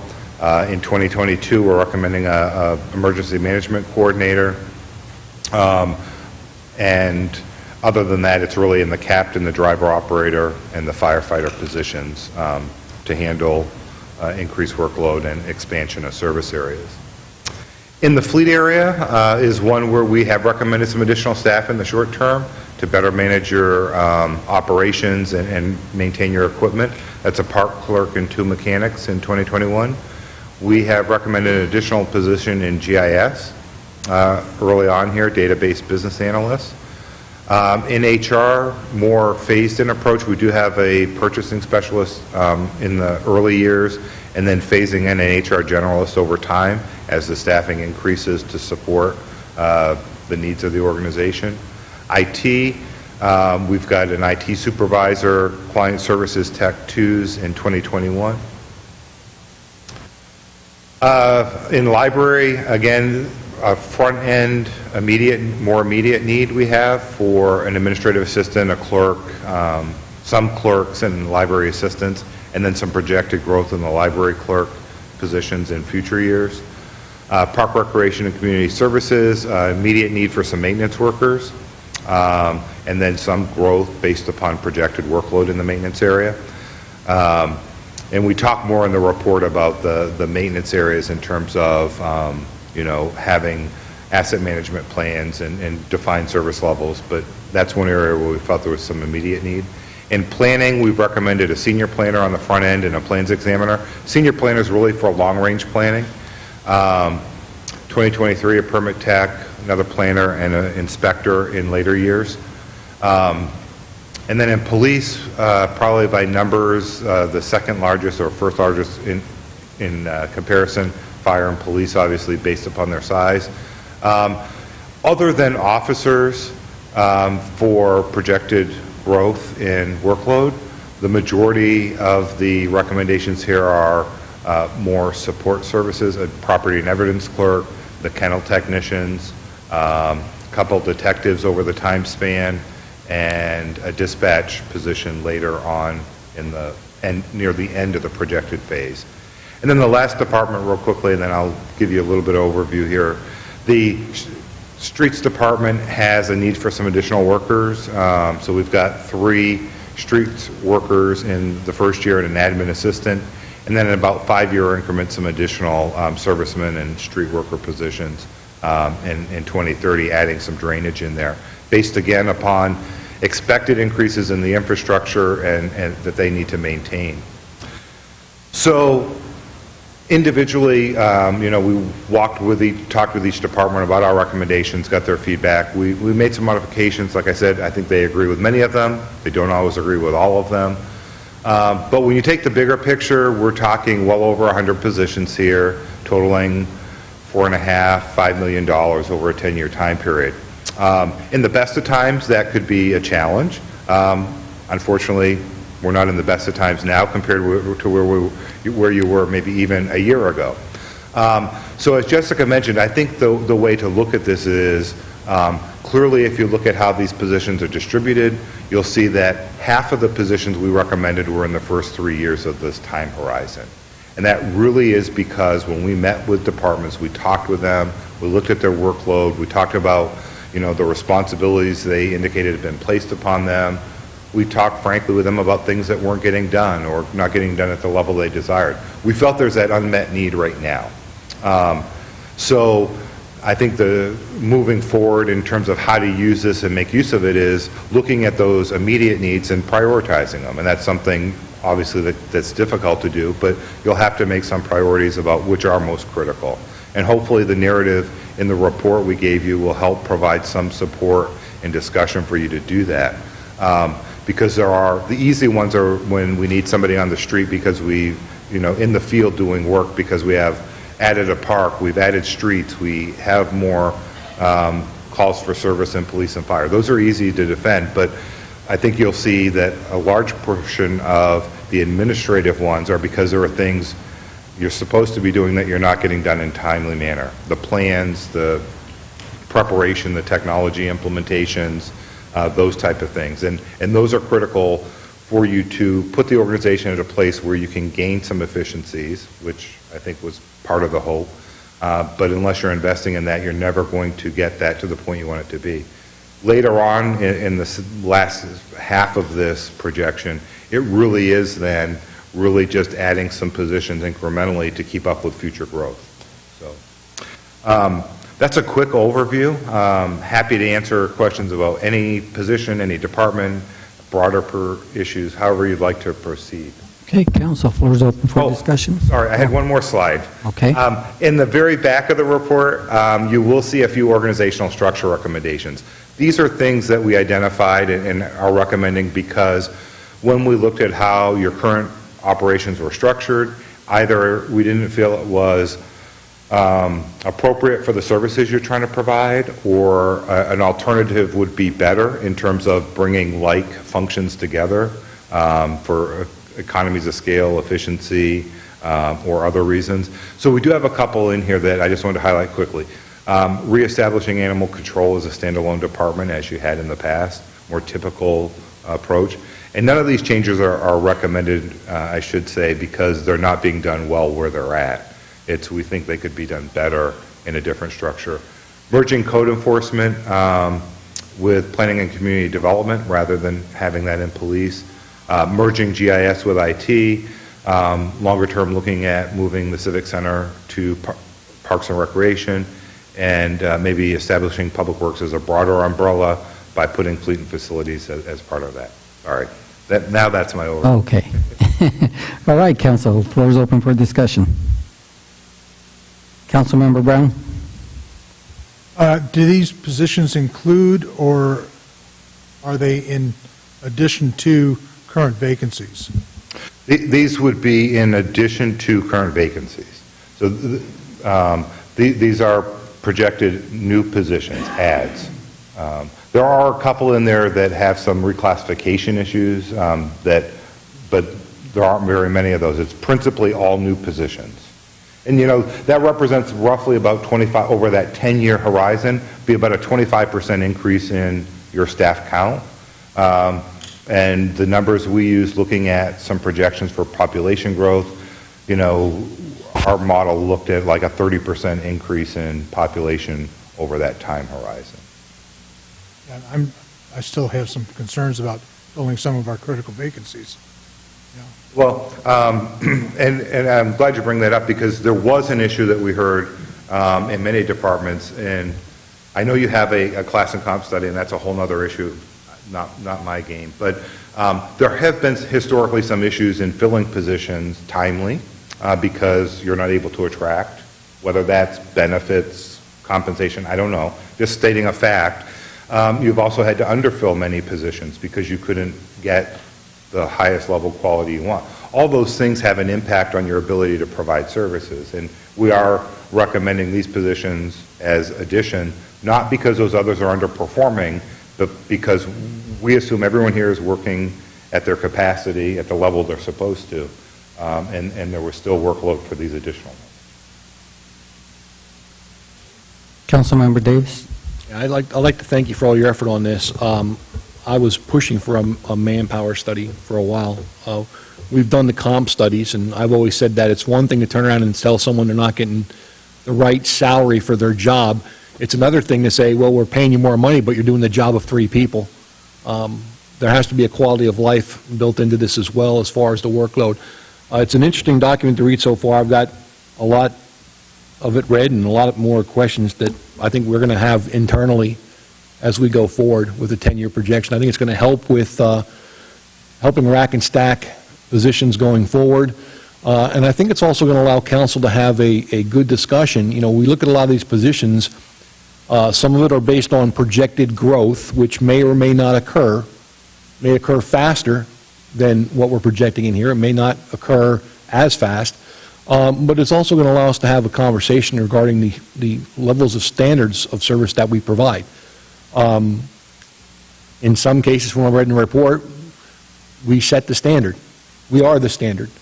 In some cases, not so much. So I think it's one of those things where as we go forward with the budget meetings going in the future, you know, we can have that discussion as to, you know, just what exactly level of service do our residents expect. I know what they expect. They expect the gilded lily and the gold-plated doors, handles, and everything else, but the reality of it is we only have so many dollars in our budget, and we don't want to turn around and just arbitrarily raise money just to provide a level of service that really is not needed by the majority of the residents. So I think this is going to be a good planning tool for us as we go forward.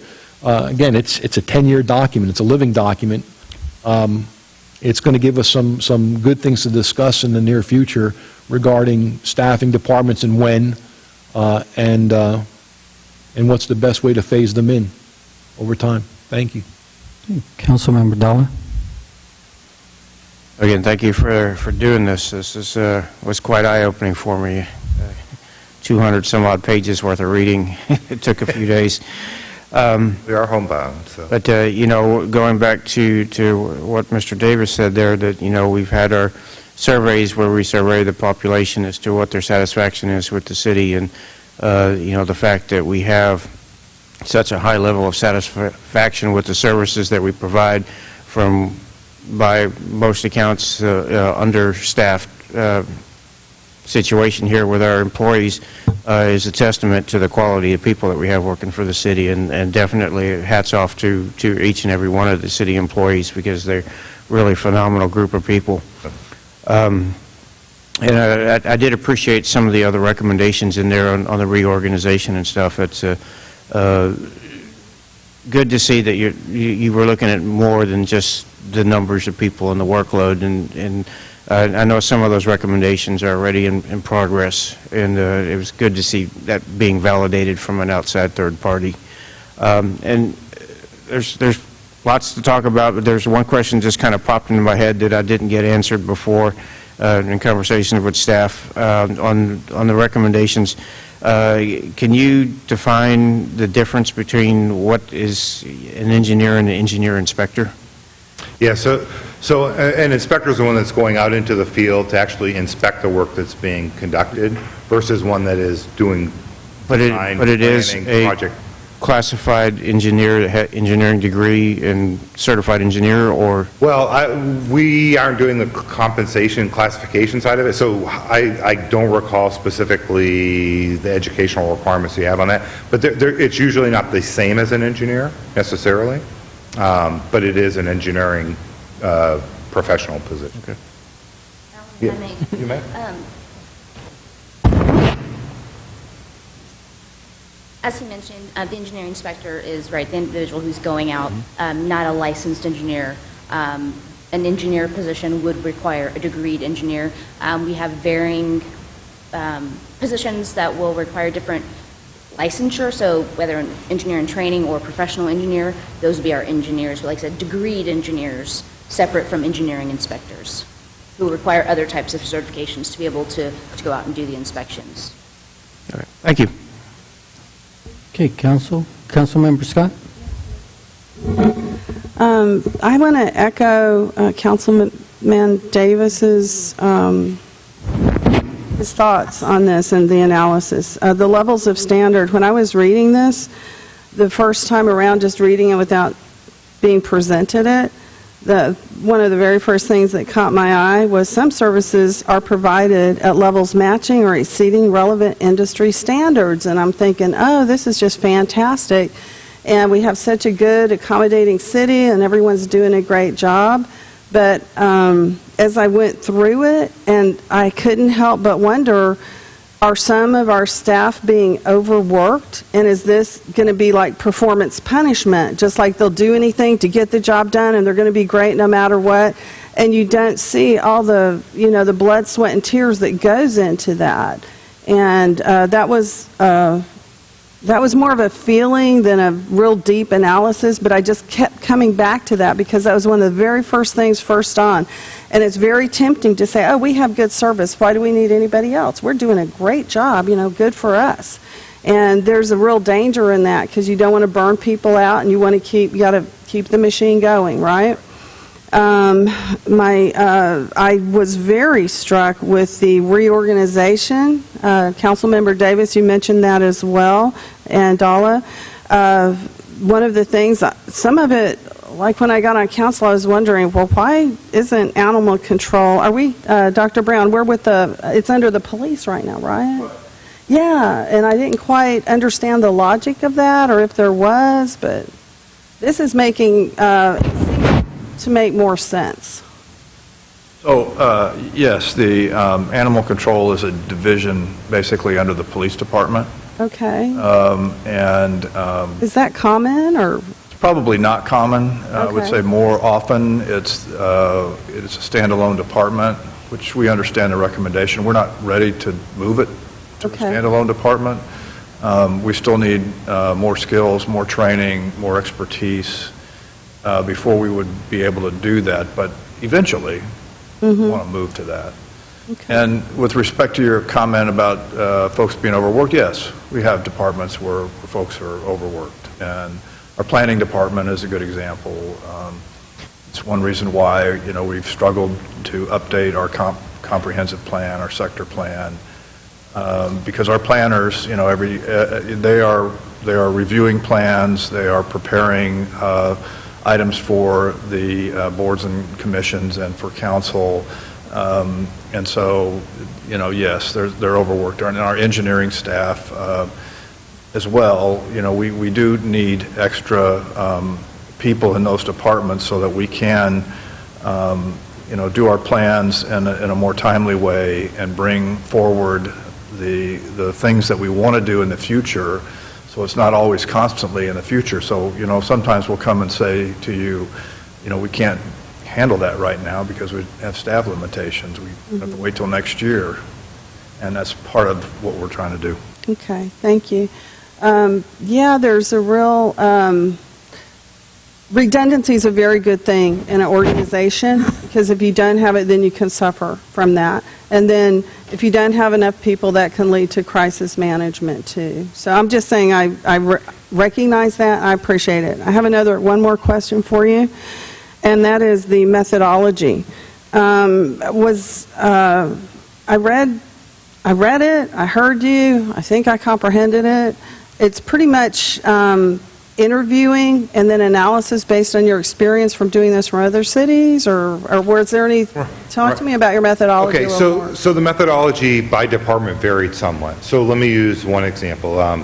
For example, in public safety, we took raw data from your CAD system, your 911 system, calls for services, to analyze what the workload was, and then built up from there. Okay. Same thing when we're looking at building inspections or plan reviews. We could use workload data to build that up. In some areas, that doesn't work as well because the work isn't as quantifiable.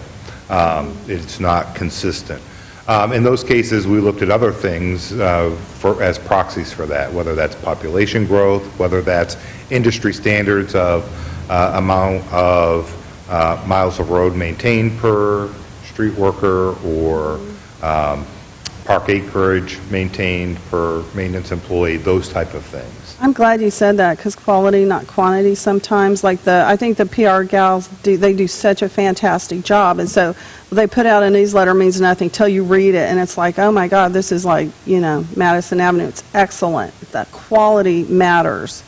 And so our challenge for Schertz is to look like Madison Avenue on a Walmart budget. Can it be done? Yeah. Thank you. Yeah. All right, Councilmember Hayward.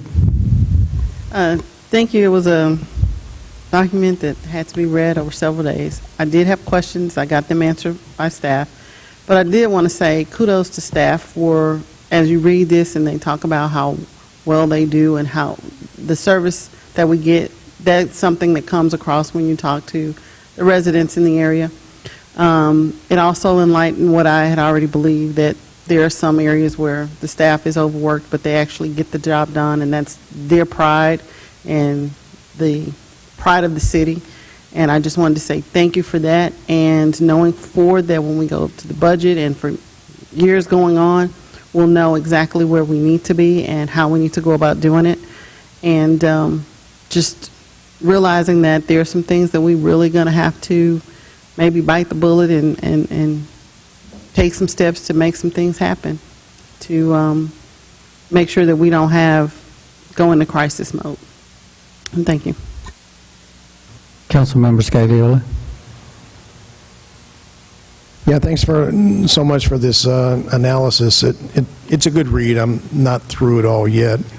But it does seem to be rather favorable, or speak rather favorably about our senior staff and the leadership in this city. Just reading between the lines, there seem to be some deficiencies that were identified, and then it was commented on that a lot of those deficiencies are being addressed already. So that you guys are doing a great job. Thank you, and ladies. Thank you so very much. Here's the thing. I'm just wondering, you touched on organizational structure, just a bit, that last slide there. I'm wondering if you did the analysis evaluating the current organizational structure, that would tend to influence the outcome of the analysis. What I'm wondering is our current organizational structure consistent with the way things should be? Are they designed based on best practices? Are they designed for efficiency?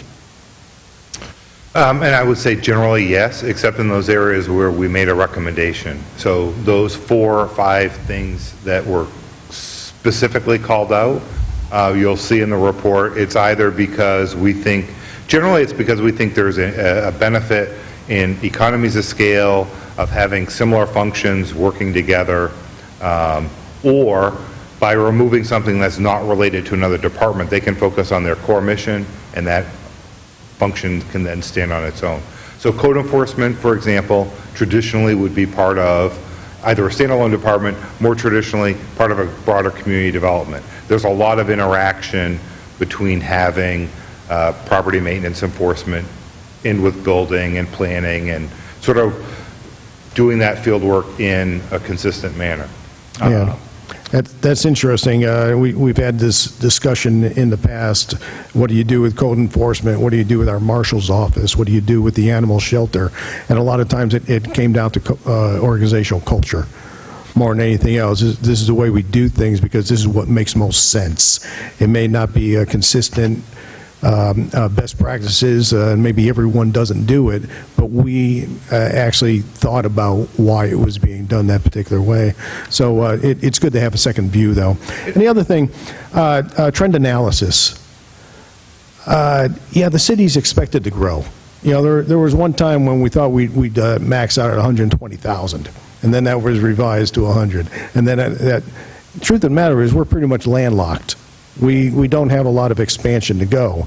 And I'm wondering, you know, if you based our personnel needs in a linear fashion based on what we've done traditionally, what happens when we come to the point where we are fully built out and we may have, this sounds kind of strange, but what happens when we have too many engineers?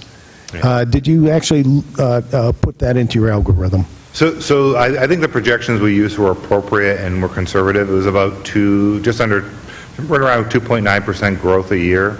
Okay. And we used information that you have developed in your planning efforts to be consistent with that. So we weren't looking at a high growth. I mean, that's strong growth. But it appears consistent with your capabilities and capacity. Now, beyond that, you know, if it slows down considerably, then you'll have to make some adjustments there. But if you look at the projections, you know, at the end of each report, each chapter, there's the table of positions and projections.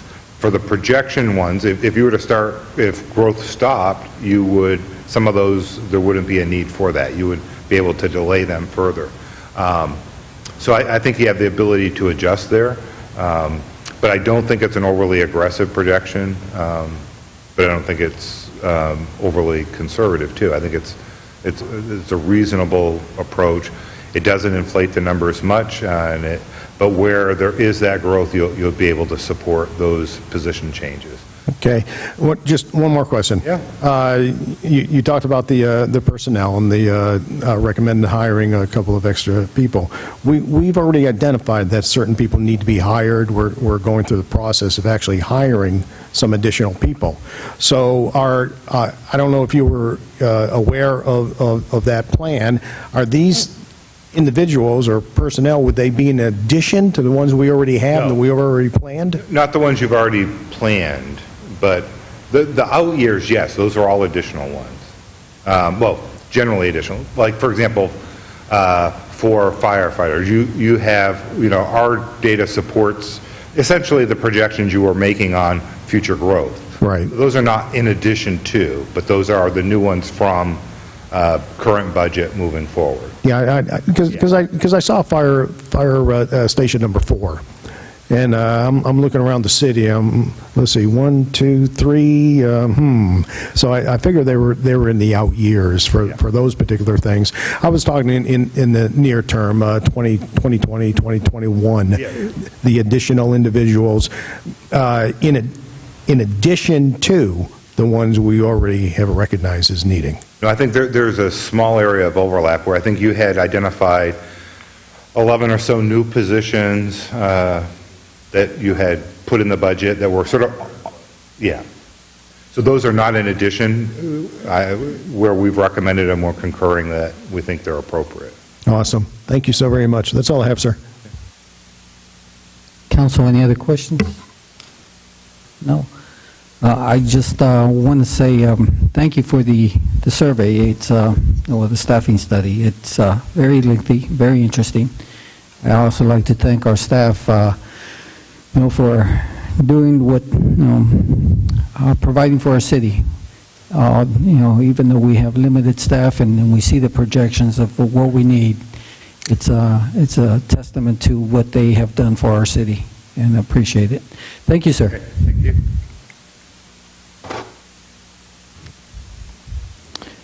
Okay, I'd just like to mention agenda item number 7, 2019 EMS annual report.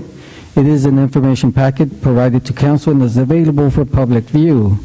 We'll continue with requests and announcements. Announcements by our city manager, Dr. Brown. Okay. Request by council that items be placed on future city council agenda. Any items? Nope.